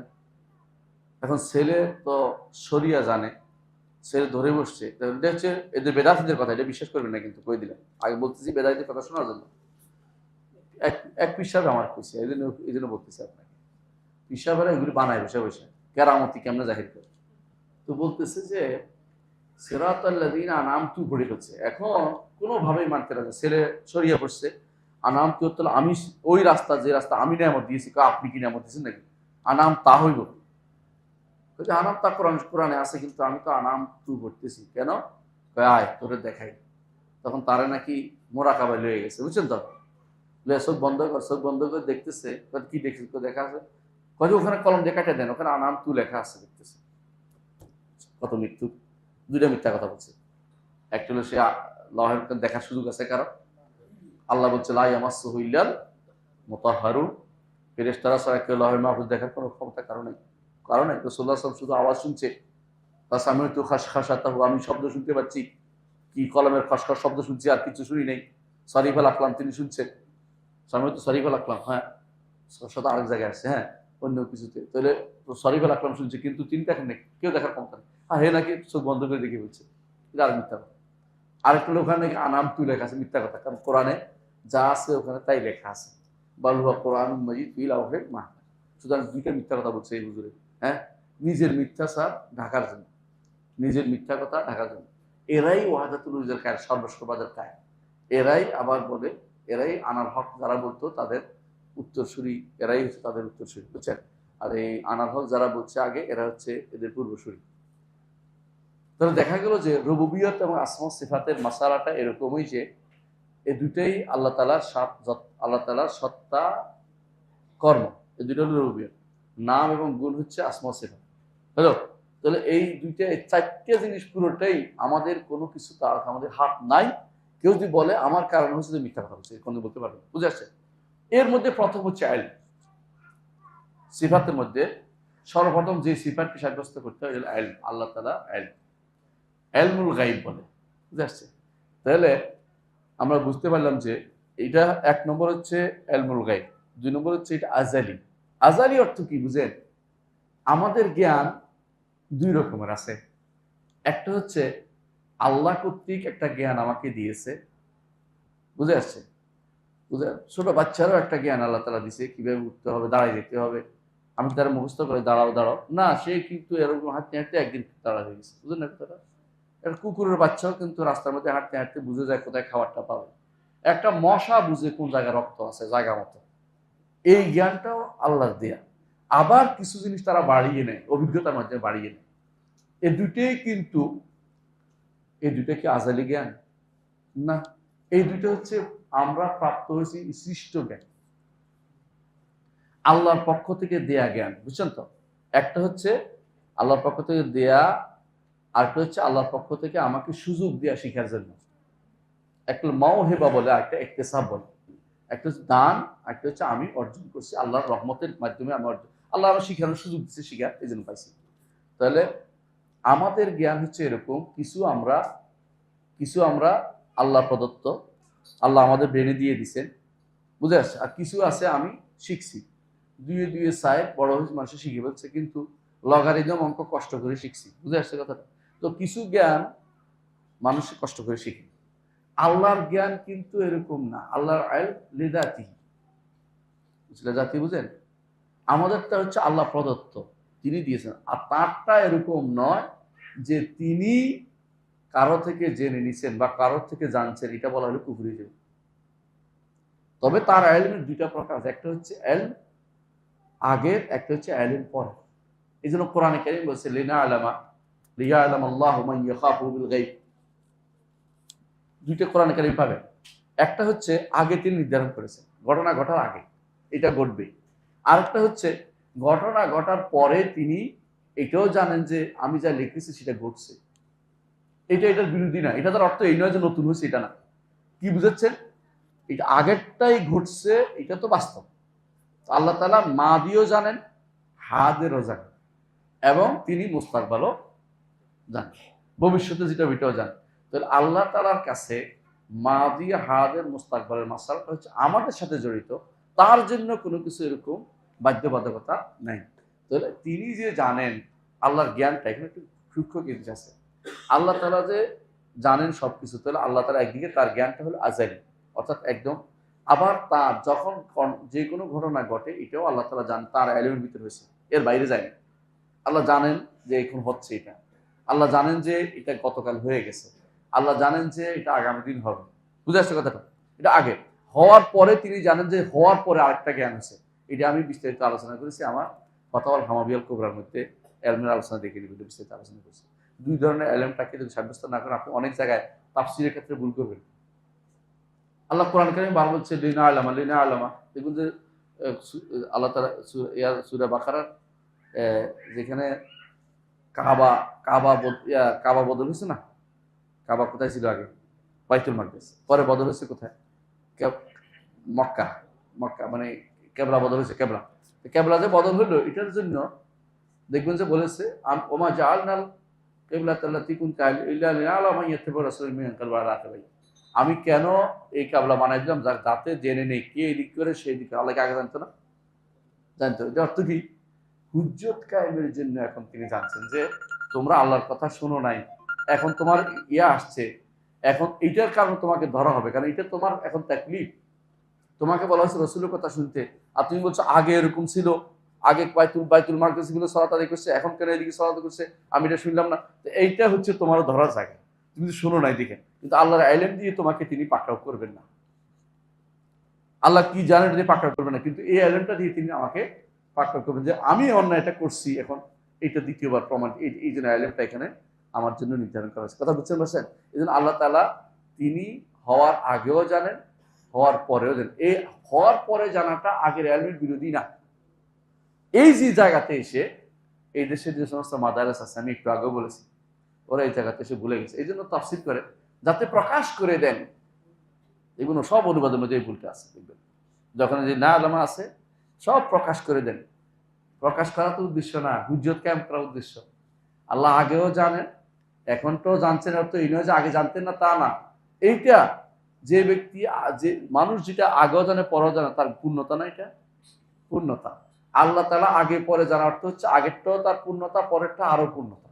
আল্লাহ তাআলার জন্য যত বেশি আমি কামাল সাব্যস্ত করব, তত আল্লাহকে আমি সম্মান করলাম। আর যদি আমি বলি যে আল্লাহ আগে জানতো আর জানে না, ইহুদির মতো, আল্লাহ কেন, তোর তো এটা ইহুদির মতো কথা হলো যে তিনি এখন পায়ের উপর পা তুলে ঘুমিয়ে আছেন, নাউযুবিল্লাহ। এই জাতীয় কথাগুলি কারা বলে? ইহুদিরা বলে। এই জন্য তারা শনিবারের নাম দিচ্ছে ইয়মুস সাব্ত, মানে আরাম করার দিন। শুক্রবারে, শনিবারে আল্লাহ 6 দিনে আসমান জমিন সৃষ্টি করছে, কোরআনও আছে। আর সপ্তম দিনে কি করেন? তিনি শুয়ে রয়েছেন পায়ের পা তুলে। এত বড় মানে বাজে কথা আর কেউ বলেনি, ইহুদিরা বলছে। তো বোঝা গেল যে এগুলি যারা এখন আল্লাহ তাআলার এখনকার এটাকে অস্বীকার করে, এটা সিফাত, এটা কিন্তু তাফসিরের সমস্যা। মানে এই জন্য তাফসিরের ক্ষেত্রেও আমাদের অনেক কিছু জানার দরকার আছে, যে আমাদের ভাইরা তাফসির করে গেছে, অনেক সময় ভুল তাফসির করে গেছে। এগুলো বললেও অনেকে রাগ করে যায় যে আমার উপর দিয়া আমাদের বলতেছে, আমরা এই সেই বিভিন্ন রকম নিজেদের বড় জাহির করতেছে। আমরা এই জন্য আলোচনা করতে চাই, শুধু বুঝাতে চাচ্ছি। এটা স্বভাব চলে আল্লাহ তাআলার জ্ঞান আজালি, বুঝে আসছে। আর আল্লাহ তাআলার জ্ঞান এটা হচ্ছে ইলমুল গায়ব। জানার কোনো উপায় আছে? জানার উপায় আছে আল্লাহকে না, উপায় নেই। আর আমাদেরটা কখনো গায়েবী ইলম না, আমাদেরটা হচ্ছে আতাই, দান করা। যিনি যেটা দিয়েছে এটা আমরা শুধুমাত্র, তিনি না দিলে কিছুই জানি না। সুবহানাকা লা ইলমা লানা ইল্লা মা আল্লামতানা, সুবহানাকা লা ইলমা লানা ইল্লা মা আল্লামতানা। আল্লাহ, আমাদের কোনো ইলম নাই যদি আপনি না জানান, কথা বলেন না। সুবহানাকা লা ইলমা লানা ইল্লা মা আল্লামতানা, এটা হচ্ছে। 2 নম্বর হচ্ছে আল্লাহর জ্ঞানের কোনো শুরু নাই। তিনি শুরু, বুঝছেন কিনা? মানে তিনি যেহেতু ওয়াল আউয়াল, তিনি আউয়াল, জ্ঞান সহ তিনি আউয়াল। বুঝে আসছে? এটা বলা যাবে না যে ওই থেকে শুরু হয়েছে, এটা বলা যাবে না। আল্লাহর জ্ঞান যেমন আল্লাহর সিফাত, সৃষ্টি করা আল্লাহর সিফাত না। এটা কি বলবেন যে সৃষ্টি করা জ্ঞান, সৃষ্টি করা গুণটা আল্লাহর কোনোদিন পরে শুরু হয়েছে বলা যাবে না। এই জন্য আমরা বলি যে আমাদেরকে এই সৃষ্টি যে 800 কুরসি সৃষ্টি, এটা আমরা জানি মোতাবেক, এর আগেও আল্লাহ সৃষ্টি করে থাকবেন, আমরা এটা জানি না। এটা হলো পার্থক্য। এই পার্থক্যটা বলবো। আল্লাহর সিফাতের ক্ষেত্রে আমরা বলবো যে এটারও কি নাই, শুরু নাই। একটা শুরু নোক্তাতুল ইনতিলাক, বা এখান থেকে শুরু হয়েছে এটা বলার কোনো সুযোগ নেই। ওরা আল্লাহ তাআলা এগুলি আগে থেকেই আছে, যখন থেকে তিনি ইচ্ছে করছেন আমাদেরকে জানাতে, এটা আমাদেরকে জানিয়েছে। এর আগেরটা তিনি জানান নাই। এই জন্য এটা বললে সুবিধা বেশি। ধরেন কথার কথা, এখন আবিষ্কার করলেন আপনি, বাস্তবেই জানলেন যে এইটা এটা একেবারে 1 কোটি বছর আগের একটা হাড্ডি বা পাওয়া গেছে। এখন কি বলবেন যে না, এটা হইতে পারে না, আদম তো প্রথম, আর নাই। এর আগে তো আল্লাহ সৃষ্টি করতে পারে না, আমার তো এটার দরকারটা কি নিয়ে ঝগড়া, আমার জানা নেই, ঝগড়া করতে পারা জিনিস। আমরা বলবো যে আল্লাহ যেটা জানিয়েছেন এর দ্বারা আমরা হচ্ছে প্রথম হচ্ছে আদম আলাইহিস সালাম দুনিয়াতে, তাও বলছেন খলিফা, এটা বলেন না যে প্রথম।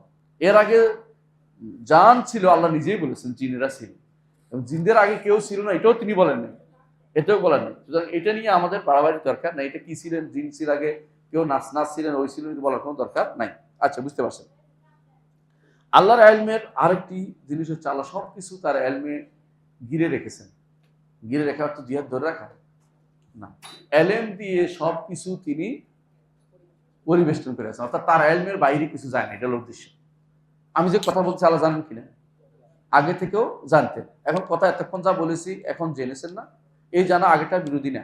জেনেছেন, কিন্তু এই জানা আগেরটার বিরোধী না, কারণ ওইটাও ওইটার অংশ। এই ওইটা জানাটার অংশই চলতেছে এখনো। আমার এটা ভুল হচ্ছে কোথায়, মানে এই কথা বলাটাই অনেকের কাছে দোষ। না, আল্লাহ আগে জানেন, তো এখন কি করে, এখন জানেন।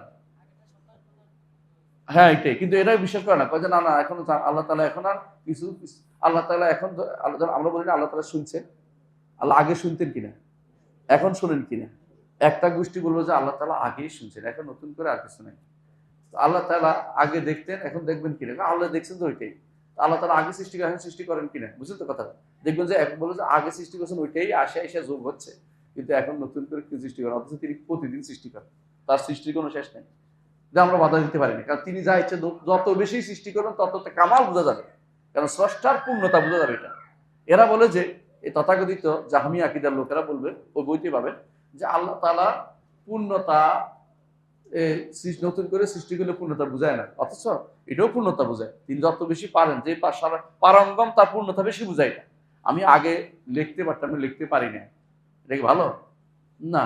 আগেও তিনি লিখতে পারেন, এখন লিখতে পারেন, এটা তো পূর্ণতা বোঝায়।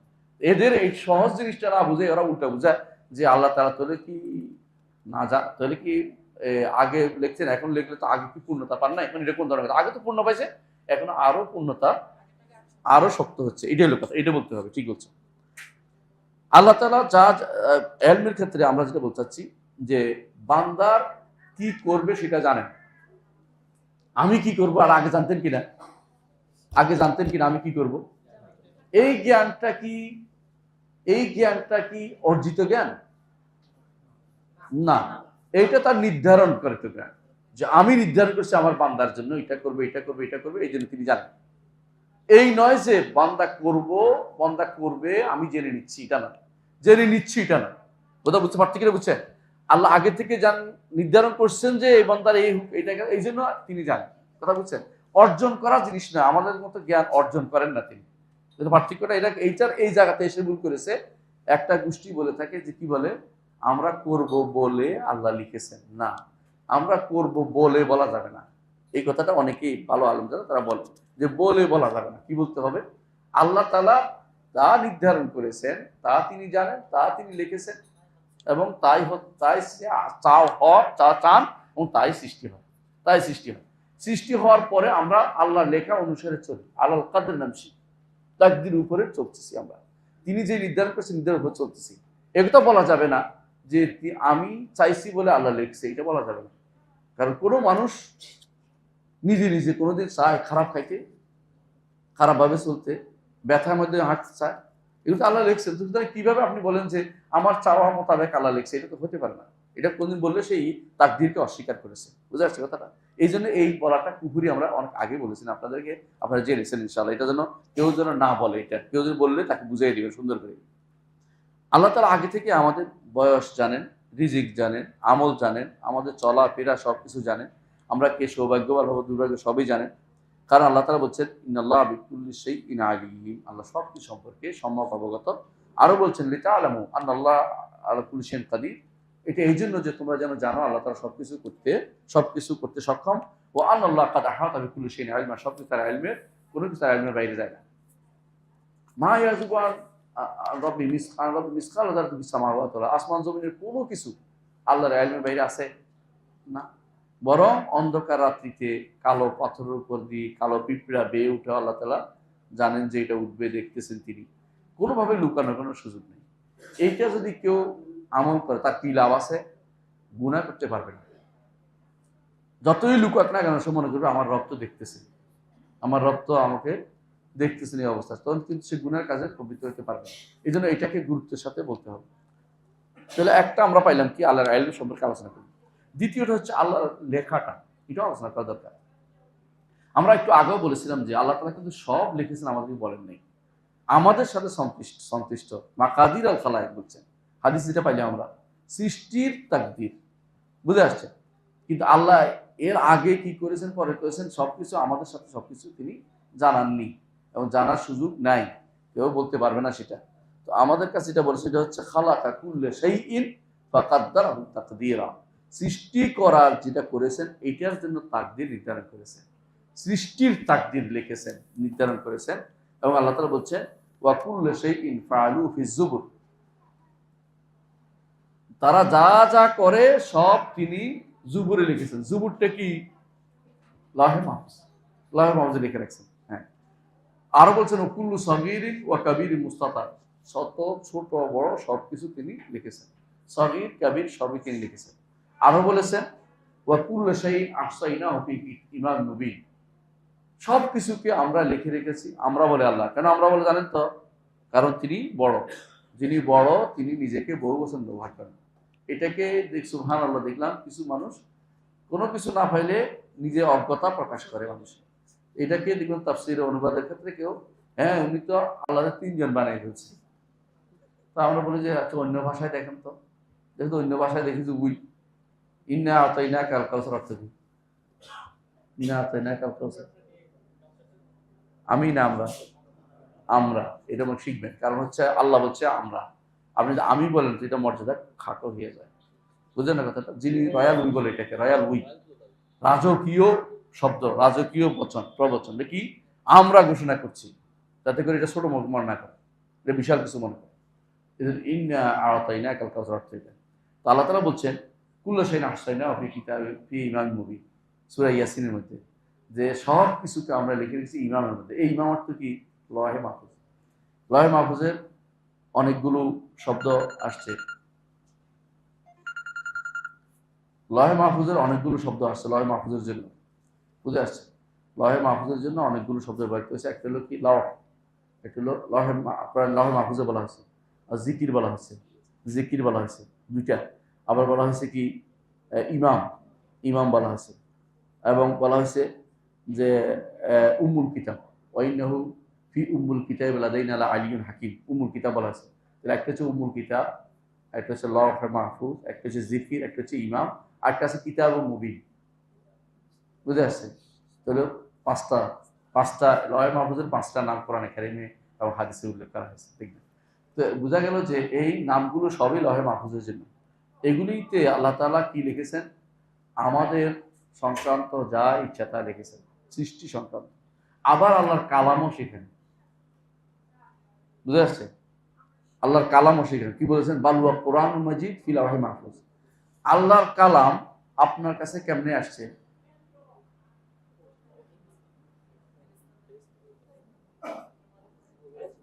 ফেরেশতারা কি লওহে মাহফুজ থেকে নিয়ে আসছে না আল্লাহর কাছ থেকে নিয়ে আসছে?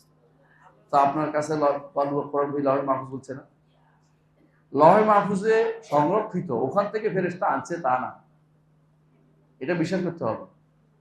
ফেরেশতা আনার আগেই লওহে মাহফুজ থেকে এটা রমাদান মাসে, রমাদান মাসে, রমাদানের অধিকাংশ আলেম 17 তারিখ বলে। আমার তাফসীরের মধ্যে আসা একজন তো খেপে গেছে, তো 27 তারিখ হবে।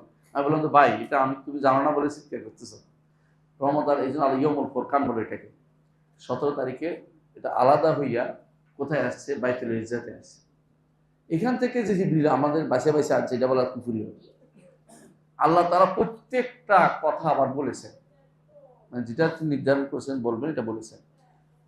কোরআনে কারীমের আয়াত আলিফ লাম মিম যালিকাল কিতাবু লা রাইবা ফি, এইটা আল্লাহ তাআলা বলছেন, ফেরেশতা শুনছে, জিবরিল এনে মুহাম্মদ সাল্লাল্লাহু আলাইহি ওয়াসাল্লামকে দিয়েছে। এরকম নয় যে লওহে মাহফুজ থেকে বাছাই করে আনছে অথবা বাইতুল ইজ্জত থেকে নিয়ে আসছে, এগুলি বললে ঈমান থাকবে না, এগুলি কুফরি কথা, বুঝছেন? প্রত্যেকটা কথা আল্লাহ বলছেন, জিবরিল, জিবরিল রাসূল, জিবরিল তো রাসূল, তিনি শুনছেন, আর মুহাম্মদুর রাসূলুল্লাহ সাল্লাল্লাহু আলাইহি ওয়াসাল্লামের কাছে নিয়ে এসেছেন। পার্থক্য বুঝছেন তো? তাহলে এটা ওয়াহি, এটা এই জন্য ওয়াহি, এটা খুঁজে নেওয়া জিনিস না যে ওখান থেকে। এরা ওরা বলে, যারা বলে আল্লাহ কথা বলে না, আমাদের কাছে আল্লাহ কথা বলে, এদের কাছে আল্লাহ কথা বলে না, আল্লাহর কথা শোনা যায় না, আল্লাহর কথা শোনা যায় না। এরা কারা জানেন? এরা কারা? আপনার আশেপাশে বিভিন্ন মাদ্রাসার লোকেরা, হাজার হাজার মাদ্রাসা, সবাই বলে আল্লাহর কথা শোনা যায়, আল্লাহর কথার কোনো শব্দ নেই, আল্লাহর কথার নাকি কোনো শব্দ নেই। মুসা আলাইহিস সালাম কি শুনছে? শব্দ শুনে নেই? মুসা আলাইহিস সালাম শুনে নেই? মুহাম্মদ রাসূলুল্লাহ সাল্লাল্লাহু আলাইহি ওয়াসাল্লাম শুনে নাই? মেরাজের রাতে শুনেন নাই? শুনেন নাই নাকি শুনছে? শুনছে। আদম আলাইহিস সালাম শুনেন নাই? শুনছে। তিন নবীকে আল্লাহ তাআলা, তিন নবী রাসূলকে, একজন নবী দুইজন রাসূল, আল্লাহ তাআলা তাদের তাঁর শব্দ শুনিয়েছে,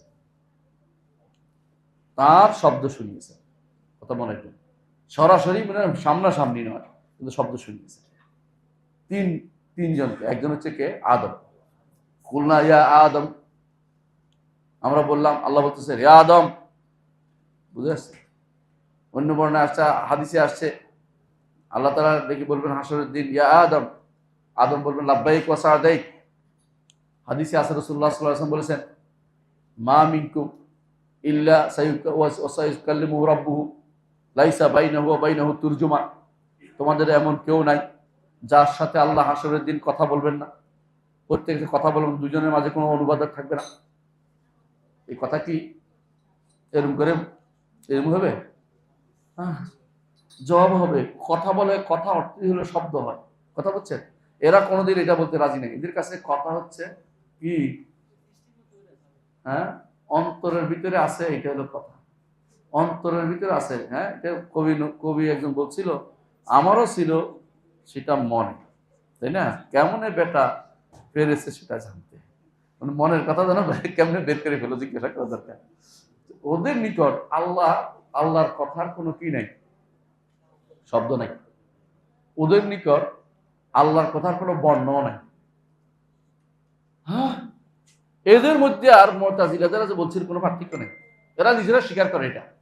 তারা বলে যে আমরা যে কোরআনকে বলি সৃষ্ট না, এটা এই কাগজের কোরআন না, কিন্তু মানে কাগজে লেখা কোরআন না তো কি, এটা আল্লাহ তাআলার কাছে যা আছে সেটা তার।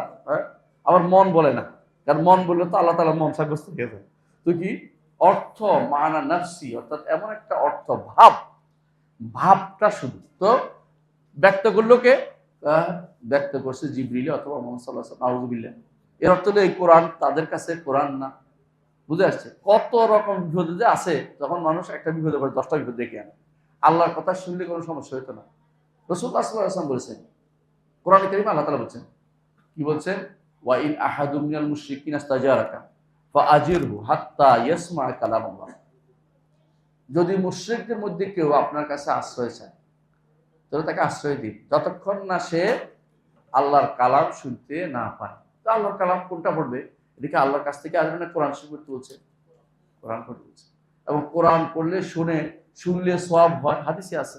রাসূল নিজে শুনেছেন আল্লাহর কালাম। তাহলে এর পরেও যদি কোনো কেউ বলে যে না, আল্লাহর কথার তো কোনো বর্ণ নাই, শব্দ নাই, তাহলে কি করা যেতে পারে? বুঝে আসছে কথাটা? এইটা শুধু আমার কথা না, আপনি ওদেরকে জিজ্ঞাসা করেন, যারা ওই বুনিয়াদি আকীদা লিখছে, ওদের জিজ্ঞাসা করেন কি লিখলেন, এটা সরাসরি কোরআন বিরোধী কথাবার্তা। বুনিয়াদি আকীদা লিখছে, হ্যাঁ, অস্তিত্ব তার মানতেছে না। বুঝলাম, এটা নিরাকার মানে তো বুঝছে না কি জিনিস, আল্লাহর অস্তিত্বই নেই। আচ্ছা শোনেন, এখন যেটা বলি, নিরাকার তবে শব্দটা ব্যবহার করতে আমরা নিষেধ করি, কিন্তু মৌলিক তারা আল্লাহ তাআলার কোনো, এই জন্য তারা কি বলে জানেন, আল্লাহকে, আমরা তো বলি আল্লাহকে জান্নাতে দেখবো, আমরা দেখবো না? দেখবো না? আমরা সবাই দেখবো ইনশাআল্লাহ, ইনশাআল্লাহ জান্নাতে গেলে। ওদের নিকট দেখা অর্থ হচ্ছে অনুভব করা। কেন বলে বলেন তো? যেহেতু তার কোনো, যেটা বলছে তার কোনো ইয়া নাই, সিফাত সুবুতিয়া নাই, সাব্যস্ত করার কোনো গুণ থাকে না। তার হাত নাই, পা নাই, চেহারা নাই, বুঝলেন কথাটা? এই জন্য বাধ্য দেখবো কি, এটা বললে তুমি বিপদে পড়ে যাচ্ছে। এই জন্য বলে অনুভব করবে, পেটে চলে গেছে অনুভব করবে। আর ওই মার হুর কোরআনের মধ্যে আছে, আপনি আশ্চর্য হবে না? ওই মার, অনেকে বলে মার হুর কোরআন তো ভালো, কোথায় ভালো আকীদা শিক্ষা দিচ্ছে কোনটা? বুঝলেন আপনি কথাটা? আর অনুবাদের মধ্যে ভুরি ভুলের কোনো শেষ নাই। আর আকীদার কথা বলতে আছে, সুফিবাদ তো ভর্তি আছে। তো এই জিনিসটা যেটা বলতাম, এদের কেন সমস্যা হয়েছে? কারণ যদি দেখেন আপনি যে কোনো সময় দেখলে কিন্তু সামনে থাকে, তাই না? আল্লাহকে দেখলে, আল্লাহকে যদি কেউ দেখবেন না আপনি ইনশাআল্লাহ, তাহলে অবশ্যই সামনে থাকবে। সামনে যদি আপনি যেমন কিছু নাই, চেহারা নাই, তাহলে আপনি আল্লাহকে দেখবেন কি করে? আমরা তো আল্লাহকে ফুল দেখতে পাবো না, কি দেখবো? চেহারা দেখবো। কারণ ওলা আল্লাহকে কোনোদিন কেউ দেখে আয়ত্ত করতে পারবে না, কোনো দৃষ্টি তাকে আয়ত্ত করতে পারে না। লা তুদরিকুল আবসার ওয়া হুয়া ইউদরিকুল আবসার। তিনি সব দেখতে পান, কিন্তু আমরা শুধু তার চেহারা দেখতে পাবো। এটা হচ্ছে বড় নেয়ামত। আমরা সবসময় বলে থাকি একটা কথা, দুনিয়াতে বড় নেয়ামত হচ্ছে আল্লাহকে চেনা, আখিরাতে বড় নেয়ামত হচ্ছে আল্লাহকে দেখা। এই দুইটা নেয়ামত থেকে যে ব্যক্তি বঞ্চিত হয়েছে, সে ব্যক্তি আসলে, ইবনে তাইমিয়া যেটা বলতেন যে দুনিয়াতে আসছে আলাদ্দু মাফিয়ে, সবচেয়ে স্বাদের জিনিসটা সে অনুভব করতে পারেনি, এই নেয়ামতটা দেখতে পায়নি। সে যদি বুঝতো যে আল্লাহকে দেখা, আল্লাহকে জানা দুনিয়াতে বড় নেয়ামত, তো আল্লাহকে জানতে হলে কি দিয়ে জানতো? আল্লাহর নাম এবং গুণ দিয়ে জানতো। আসছেন, নাম এবং গুণ ছাড়া আল্লাহকে জানার আর কোনো উপায় নেই। নাম, গুণ অথবা কর্ম। কর্ম দিয়ে আপনি বুঝতে পারবেন, কিন্তু আল্লাহকে চিনতে পারবেন না। কর্ম দিয়ে আপনি অস্তিত্ব বলতে পারবেন, কিন্তু আল্লাহকে চিনতে পারবেন না। আল্লাহকে চিনতে হলে অবশ্যই আপনি কি দিয়ে চিনতে হবে? আল্লাহর নাম এবং গুণ দিয়ে। যদি সত্তাকে জানতে হয়, নাম গুণ যে ব্যক্তি অস্বীকার করে বসছে সে ব্যক্তি আল্লাহকে চেনার কোনো উপায় নেই।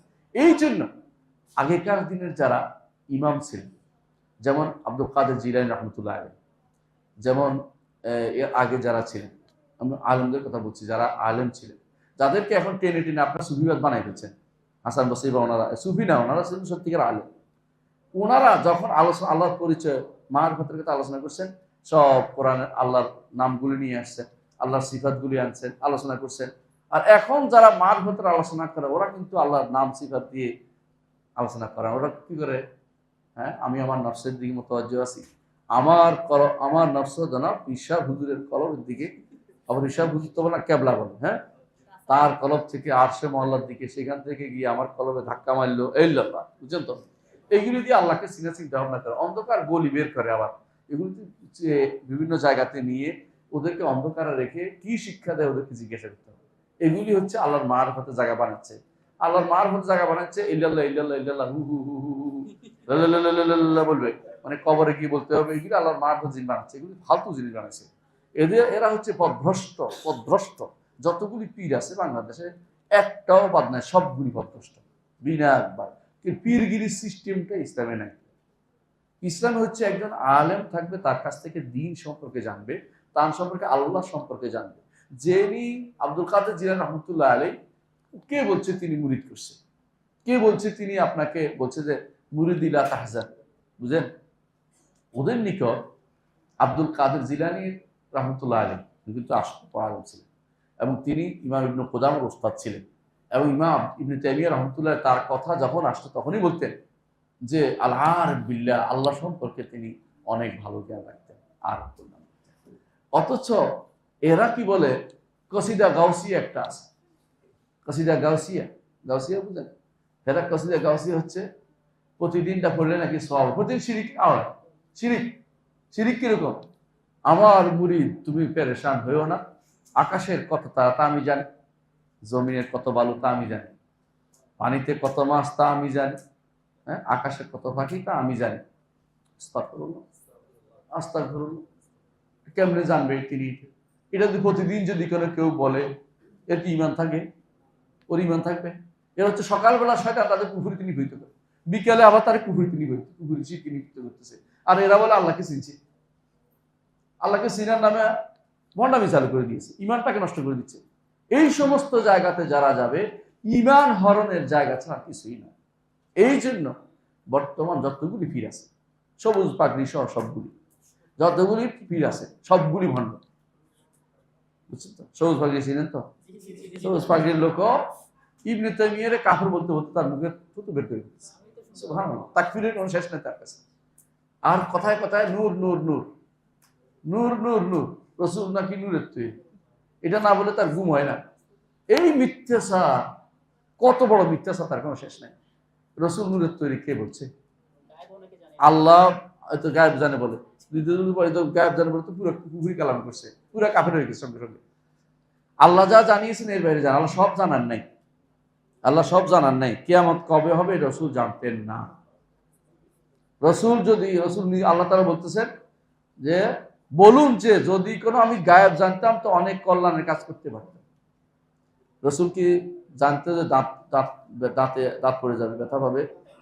না। রসুল কি জানতেন যে উহুদের ইয়াতে তায়েফের ময়দান তার পায়ের মধ্যে পাথর পড়ে পায়ে রক্তাক্ত হবে? রসুল কি জানতেন যে আয়েশা রাদিয়াল্লাহু আনহা তার উপর অপবাদ দিচ্ছে, তিনি একবার ঘরে যান, একবার বাইরে আসেন, একবার মিম্বরে উঠেন, একবার বাড়িরাকে জিজ্ঞাসা করেন, একবার আলীকে জিজ্ঞাসা করেন, একবার ওসামাকে জিজ্ঞাসা করেন, আমার স্ত্রী তো আমি ভালোই জানি, তোমরা কিছু দেখছো কিনা? ওরা বলে ইয়া রাসূলুল্লাহ, আপনার স্ত্রী সম্পর্কে আপনি ভালোই জানেন, আমরা কিছু বলতে পারবো না। ইয়া রাসূলুল্লাহ, উনি পেরেশান হয়ে যাচ্ছেন। পুরো মাসের পর একটা মাস তিনি রাসূলুল্লাহ কষ্টে ছিলেন।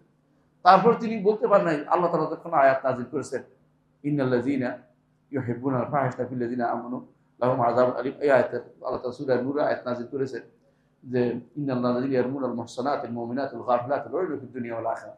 এই আয়াত নাজিল করে রাসূলুল্লাহ সাল্লাল্লাহু আলাইহি ওয়াসাল্লাম শান্ত হয়েছেন। তিনি এসে বলছেন যে আয়েশা, আল্লাহ তাআলা সুসংবাদ, আল্লাহর পক্ষ থেকে যেটা আসছে এটাই, আপনি আমাকে আগে বিশ্বাস করেন, মানে ওই মধ্যে একটা ইয়া ছিল, আগে তো আপনি কিছু করেন নাই, মানে আগে করতেই কইব, আগে তো জানতেন না তিনি, বুঝেন কথা না? মুনাফিকরা বলে ফেললো, রসুলের একবার এমন হারাই গেছে, ওটা আসতেছে না। মুনাফিকরা বলে ফেললো, যদি তিনি মসুল হইতে তো বলতে পারতেন। রসুল বললেন যে শোনো, এই মাত্র জিবরিল আমাকে বলে গেছে তোমাদের কারণ, যে এটা অমুকখানে ওই লতা পাতার মধ্যে তার মা আটকে গেছে, বের হইতে পারতেছেন, সেখানে আটকে আসে, যাও নিয়ে আসো। এই মাত্র জিবরিল আমাকে বলে গেছে, তিনি জানতেন না। জিবরিল যেটা বলছে এটা শুধুমাত্র জানছে। এ বিষয়ে আমার আশিকুল খাদিম ও হাদিস, এটার মধ্যে প্রায় 50 পৃষ্ঠার মতো লিখছি, দেখে কেউ আরবি জানলে পড়ে লিখবেন। আশিকুল খাদিম নাকি আছে ইন্টারনেটে, বইটা ফ্রি পাওয়া যায়, নামাই নিবেন। তো আমরা যেটা বলতেছিলাম, আমি লম্বা না করি, আমাদের শেষ করব। তাহলে বোঝা গেল যে লেখার বিষয়টা আল্লাহ তাআলা আমাদের এখানে আল্লাহ তো না, না তো থাক, আল্লাহ তাআলা লেখাটা, আল্লাহ তাআলা তিনি যা হবে সব লিখেছেন, যা হবে। আমি যে আজকে এখানে কথা বলবো, এটা কি লেখা ছিল? এবং এটা গত রাত্রি লেখা হয়েছে একবার, এটা আমার মায়ের পেটে থাকতে একবার লেখা হয়েছে, গত বছর একবার লেখা হয়েছে, এবং 50,000 বছর সৃষ্টির 50,000 একবার লেখা হয়েছে, বুঝছেন তো? এই হচ্ছে 4টা স্তর অতিক্রম করেছে। তাহলে আপনি এত স্তর দিয়ে আপনাকে বেঁধে দিয়েছে, আপনি স্বাধীনতা ভোগ করেন কেমনে? আপনি কিন্তু স্বাধীন না, মনে করতে হবে। অবশ্যই আপনি অধীন, এই জন্য আপনি দাস, এই জন্য আপনি দাস, বুঝছেন? হ্যাঁ, আপনি আল্লাহর দাস, দুনিয়ার কারো দাস হইতে পারবেন না। কোনো সৃষ্টির দাস হওয়া আপনার জন্য শোভনীয় না এবং গ্রহণযোগ্য না। এই সৃষ্টির দাস হইলে স্রষ্টা আপনাকে শাস্তি দিবে। আচ্ছা, তাহলে আল্লাহ তাআলা আমাদেরকে বলছেন যে মা ফাররাতনা ফিল কিতাবি মিন শাই, যে কিতাবের মধ্যে অর্থাৎ লাওহে মাহফুজের মধ্যে কোনো কিছুকে আল্লাহ বাদ দেন নাই। এই আয়াত দিয়ে কারা দলিল দিয়ে জানেন? এই আয়াত দিয়ে দলিল দিয়ে যারা হাদিস অস্বীকার করে তারা। মা ফাররাতনা ফিল কিতাবি মিন শাই বলে যে কিতাবের মধ্যে কোনো কিছু বাদ দেন নাই, কিন্তু আসলে এই কিতাবটা কি বোঝানো হয়েছে? লাওহে মাহফুজ বোঝানো হয়েছে, কোরআন বোঝানো হয়নি এখানে। এটা বিল ইজমা, যত মুফাসসির দেখবেন এটাই বলছে। কারণ এর আগে বলা হয়েছে যে তোমাদের মতো যত প্রাণী আছে, আরো প্রাণীকুল আছে, তোমরা অনেক কিছু জানো না, এই প্রাণীকুলের রিজিকের ব্যবস্থা আমি করি, কোথায় আছে এটা আমি জানি, এগুলি আমি কোনো কিছুই আমার কিতাবের মধ্যে বাদ দেয়নি। এটা কোন কিতাব? লাওহে মাহফুজের মধ্যে লেখা আছে। এই বেটারা আয়াত পাইয়া সুযোগ বুঝে এটা নিয়ে এসে কোরআন শরীফ পারে, কোরআনে সব আছে। হ্যাঁ, কোরআনে মৌলিক তথ্য আছে, কোরআনে মৌলিক তথ্য আছে। হ্যাঁ, আমরা উদাহরণ দিয়েছিলাম আমাদের শেখ মোহাম্মদ সালেহ ওসাইমিন দিয়ে, মনে আছে তোমাদের? তিনি একবার এখানে বেড়াইতে গেছেন দেশের বাইরে, ওখানে তিনি খাইতে বসছেন হোটেলে। তো হোটেলে আসে বলছিলাম ওই দিন, হোটেলে এসে বলছিল যে এই যে এটা তোমরা বলে তোমাদের কিতাবের মধ্যে সবকিছু আছে, হ্যাঁ, তো আমাদের এই যে মোগলাই পরোটাটা, মোতাব্বাক বলে আরবিতে, মোগলাই পরোটা, এটা কোরআনে কোন জায়গায় আছে বলতে হবে তোমার? বুঝে আসছে? বেজার লাগেছে না একটা? উনি কিন্তু সহজ উত্তর দিচ্ছেন, এটা কে বানাইছে? কিন্তু আমাদের কারিগর দেখেন, বলে কিরে কেমনে বানাইছিস? কেন আটা দিয়ে, তেল দিয়ে, ওটা দিয়ে, ওটা দিয়ে। আলহামদুলিল্লাহ, আমাদের কিতাব এটা উল্লেখ আছে, বলছে ফাসআলু আহলা যিকরি ইন কুনতুম লা তা'লামুন, যদি না জানো, যে জানে তারা জিজ্ঞাসা করো। আমাদের কিতাব উল্লেখ আছে, আমি জানতাম না, আমাদের কোরআন কাছে জেনে নিচ্ছি, আমাদের কিতাব উল্লেখ আছে। এটা সুন্দর জবাব, আর কি এটা জবাব দিতে পারবে? এটা সুন্দর জবাব দিছে। এটাতে তুমি যেটা মনে করছো না, এটা তো মৌলিক জবাব এখানে আছে। সুতরাং এরা কি করবে? সবসময় প্যাচ করতে থাকবে। যারা ওরা নিজেরা ব্যাখ্যা করলে জায়েজ, রসুলের ব্যাখ্যা করলে আর নিতে চায় না, অহংকারী গোষ্ঠী। আলা কুল্লি হাল, এই আল্লাহ তাআলা দ্বিতীয় স্তরে লিখেছেন, তৃতীয় ভাবে তিনি হওয়া চান, তার চাওয়া ব্যতীত কোনো কিছু হয় না, বুঝছেন তো? তার চাওয়া ব্যতীত কোনো, চাওয়া একটা আর ইচ্ছা আরেকটা। চাওয়া এবং ইচ্ছার মধ্যে একটা পার্থক্য আছে। চাওয়াটা হচ্ছে সর্বব্যাপী, এটার কোনো কাদায়, তিনি যে ফয়সালা করেছেন, এটা চাওয়াটা, এটাকে কেউ বলতে পারে না যে আমি এটার বাইরে যাব। এটাকে বলা হয় আল ইরাদা আল কাউনিয়া, সর্বব্যাপী চাওয়া, জগৎ প্রাকৃতিকভাবে চাওয়া। এটা ইরাদা আল কাউনিয়ার নামে আরেক নাম হচ্ছে মাশিয়া, বুঝে আসছে? অর্থাৎ আল্লাহ তাআলা যেখানে কোরআনে কারীম বলছেন যে আল্লাহ চাওয়া, শাআ মাশিআ বলছে চাওয়া, এটা অনুবাদ করবেন। এর অর্থ হচ্ছে তিনি যেটা চেয়েছেন এটা কোনোভাবেই ভোট দিবে না। তা আমরা যত কিছু চাই তার ওইটার অধীন, তিনি যদি না চাইতেন আমরা চাইতে পারতাম না, আমরা ইচ্ছা করতে পারতাম না। এই জন্য আল্লাহ তাআলা বলছেন ওয়ামা তাশাউনা ইল্লা আন ইয়াশা আল্লাহ, তোমরা যাই চাও আল্লাহ না চাইলে এটা তোমাদের চাওয়ার ভিতরে আসতে হবে। এই জন্য আল্লাহ চাওয়ার পরে আমাদের চাওয়াটা আসে, বুঝলেন তো? তো এখন আপনি বলতে পারেন তাহলে তো আল্লাহ চাইছে আমি মূর্তি পূজা করি, আমার কি দোষ? না, এটা না। কেন? এইটা আপনি যেটা করেন উলুহিয়ার কারণে আপনি ধরা খেয়ে গেছেন। আপনাকে তো বলে নাই মূর্তি পূজা করতে, আপনার হচ্ছে এরাদা শারঈয়া, আপনার এরাদা কাউনিয়া আপনার নাই। এরাদা শারঈ এরাদা আপনি করতে পারেন, শরীয়তগতভাবে চাইতে পারেন, কিন্তু আপনি যেটাই চাইবেন এটা শরীয়তের ভিতরে হতে হবে। আপনি শরীয়ত লঙ্ঘন করার কারণে আপনার শাস্তি হচ্ছে। আল্লাহর চাওয়াটা ব্যাপক। আল্লাহ দুইভাবে চায়, প্রাকৃতিকভাবে হওয়া চায়, সূর্য পূব দিকে ওঠে পশ্চিম দিকে। আবার আল্লাহ চান আমরা কি করি? ঈমান আনি। আল্লাহ যেটা প্রাকৃতিকভাবে চান এটা অপরিবর্তন, যেটা শারঈভাবে চান এটা হতেও পারে না হতে পারে। যেটা প্রাকৃতিকভাবে চান যাতে সন্তুষ্টি, আল্লাহ সন্তুষ্টির সাথে জড়িত না, এটা এমনি। আর যেটা আমরা শারঈভাবে চান যাতে সন্তুষ্টি জড়িত আছে। এই জন্য আমরা যদি আল্লাহর ইবাদত করি আল্লাহ সন্তুষ্ট হন, কিন্তু ইবাদত করতেও পারি না করতে পারি। কিন্তু আমরা যে মরে যাই, মরা আছে না, মায়ের পেট থেকে দুনিয়াতে আসি, এটা কি আমরা না আসে পারবো? এটার সাথে কি সন্তুষ্টি জড়িত? না। পার্থক্য বুঝছেন তো? তাহলে এইটা অনেকে বুঝে না। এরাদা কাউনিয়া এরাদা শারঈয়া যেটাকে বলা হয়, আল্লাহর ইচ্ছা প্রাকৃতিকভাবে চাওয়া আর শরীয়তগতভাবে চাওয়া, এই দুইটা যদি পার্থক্য না করতে পারেন এই মাসআলাটা আপনি জীবনে হল পাবেন না, তাকদীরের মাসআলাটা কোনোদিন আর সমাধান পাবেন না। এই জন্য দুইটা জিনিস ভালো করে বুঝে নিতে হবে, যে এই দুইটা বুঝলে আপনার কাছে কেউ আর ধোঁকা দিতে পারবে না আপনাকে। দুইটা জিনিসকে, যে আল্লাহ চাওয়া দুই প্রকার, একটা হচ্ছে শারঈ চাওয়া, একটা হচ্ছে কাউনি চাওয়া। কাউনি মানে প্রাকৃতিকভাবে বলছি, মানে যেটার সাথে সন্তুষ্টির বিষয় নেই। শেষ করবো? আচ্ছা শেষ করছি ইনশাআল্লাহ এখনই। তো আর একটা জিনিস রয়েছে, ওরে আল্লাহ প্রশ্ন তো ঢালি। আচ্ছা অসুবিধা নাই। তাহলে একটা চাওয়া বুঝলেন তো, এই চাওয়ার সাথে কি আমার কোনো কাজ আছে? তাহলে যারা বলে আল্লাহ আমরা করবো বলে আল্লাহ চাইছে আল্লাহ দেখছে, এগুলো মিথ্যা কথা, এগুলো বলার কোনো সুযোগে নেই। কারণ আমি তো নাই, এটা ঈশ্বর সম্পৃক্ত, রবিয়ত এবং আসমা সিফাতে সম্পৃক্ত। এটা একটা ভুল ছাড়া কিছুই নেই। দেখ বিসমিল্লাহ, দেখি ওখানে শেষ করে ফেলবো ইনশাআল্লাহ। অনেক প্রশ্ন। কয়টা স্তর গেল? 3টা। 4 নম্বর হচ্ছে সৃষ্টি। সব কিছু তিনি সৃষ্টি করেছেন। তার সৃষ্টি শুধু করেছেন তা নয়, তিনি সৃষ্টি করেছেন আমাদের কর্ম, তিনি সৃষ্টি করেছেন। এই যে আমি হাত নাড়াচ্ছি এটাও আল্লাহর সৃষ্টি। কিন্তু আমাকে ক্ষমতা দিয়েছেন ওইটাও তিনি দিয়েছেন। তো আমি কোনটা দিয়েছেন জানি না, আমার কাজ কি? তার কাছে চাওয়া। আল্লাহ আমাকে সঠিক পথে পরিচালিত করেন। এই জন্য আমি কি বলি? ইহদিনাস সিরাতাল মুস্তাকিম। আল্লাহ আমাকে সিরাতাল মুস্তাকিম দান করেন। বুঝে আসছে কথাটা? এই জন্য সারাদিন আমি এটা চাইতে থাকবো, আল্লাহ ইহদিনাস সিরাতাল মুস্তাকিম, ইহদিনাস সিরাতাল মুস্তাকিম, ইয়া মুকাল্লিবাল কুলুব সাব্বিত কালবি আলা দীনিকা, ইয়া হাইয়্যু ইয়া কাইয়্যুম বিরাহমাতিকা আস্তাগীথ আসলিহ লি শানি কুল্লা ওয়া লা তাকিলনি ইলা নাফসি তারফাতা আইন। এই দোয়াগুলি কেন করি?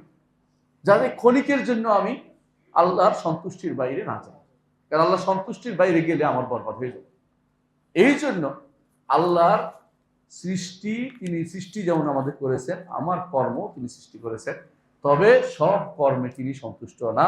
যেগুলি শরীয়ত অনুমোদিত হবে তিনি সন্তুষ্ট হবেন, শরীয়তের বাইরে গেলে তিনি অসন্তুষ্ট হবেন। আমার কর্মের কারণে এই যে আমাকে যে স্পেসটা দিয়েছেন, যে আমি ভালো মন্দ দুইটার দিকে তাকাইতে, হাদাইনা হুম নাইস দেই, ভালো মন্দ দুইটা আমাকে জ্ঞান দিয়েছেন, দেখতে দিয়েছেন। এখানেও আবার আল্লাহর কাছে কাকুতি মিনতি করে কাঁদতে হবে, আল্লাহ আপনি তো দুইটা পথ দিয়েছেন, আমাকে দয়া করে ভালোর দিকে দেন, আমাকে হেদায়েতের দিকে দেন। আমি ওই দলারের দিকে যেতে চাই না। যত বেশি কান্না করবেন তত বেশি এটা পাবেন, আর যত বেশি চিন্তা করবেন আল্লাহ এটা কেন দেখলো, তাহলে প্রশ্ন হারামের দিকে যাবে। কারণ রাসূলুল্লাহ সাল্লাল্লাহু আলাইহি ওয়াসাল্লাম বলে, আল্লাহ তাআলা বলেছেন লা ইউসআলু মা ইয়াফআল, তিনি কি করবেন তোমার প্রশ্ন করার কোনো সুযোগ নেই। কারণ তুমি দাসের উচিত না মনিবের উপরে কথা বলা। দাসের উচিত না মনিব কি করবেন একটা প্রশ্ন করবে, অর্থ হচ্ছে বিপদে পড়ছে। এই কাজগুলি ইবলিস যেমন করছে, তো মুশরিকরা করছে, অনুরূপভাবে এই কাজগুলি এর আগে আরো কিছু মানে মাজুসরা করেছে। মাজুসরা এই ভেজাল থেকে বাঁচার জন্য কি করছে জানেন? কয় যে না, ভালো কর্মগুলোই আল্লাহ চায়, খারাপ কর্মগুলি অন্য শয়তান চায়, সেই জন্য হয় না। শয়তান তৈরি করছে মনে করেন, এই জন্য তারা দুই আল্লাহ বিশেষ। আর হিন্দুরা তিন আল্লাহ, একজন সৃষ্টি করছে, একজনে কল্যাণকামী আছে, একজন ধ্বংসকারী বানিয়েছে, তিনজন বানিয়েছে। এগুলো সব হলে পথভ্রষ্টতা, বিবেক। আল্লাহ বিবেকের আদর্শচ্যুতি। আল্লাহ তাআলা সব কিছু সৃষ্টি করেছেন, সব কিছু তিনি নির্ধারণ, আমাদের আমলও তিনি সৃষ্টি করেছেন। আমি মৃত্যুর আগ পর্যন্ত একটা কাজ করে দিতে হবে, কি? আল্লাহর কাছে নথি স্বীকার করে দিতে, আল্লাহ আমাকে মৃত্যুর আগেও আপনি আমাকে পথভ্রষ্ট করেন না, একদম লাস্ট মোমেন্ট পর্যন্ত আউযু বিআজমাতিকা, আপনার আজমতের কাছে আমি চাচ্ছি যে কোনোভাবেই যেন আমি পথভ্রষ্ট না হই। এটা হচ্ছে আজমতের বর্ণনা। মহান রব্বুল আলামিনের এগুলি জানলে আপনার আল্লাহ তাআলা সম্পর্কে আজমত বাড়বে না কমবে? এই জন্য আমরা এই হাদিসটি আজকে পড়লাম। ইনশাআল্লাহ আমরা এখানেই শেষ করছি। আল্লাহ আমাদের বুঝার তৌফিক দান করুন। দ্বিতীয় হাদিসটা আমাদের পড়া হবে ইনশাআল্লাহ, তৃতীয় হাদিস আমরা পরে পড়ব।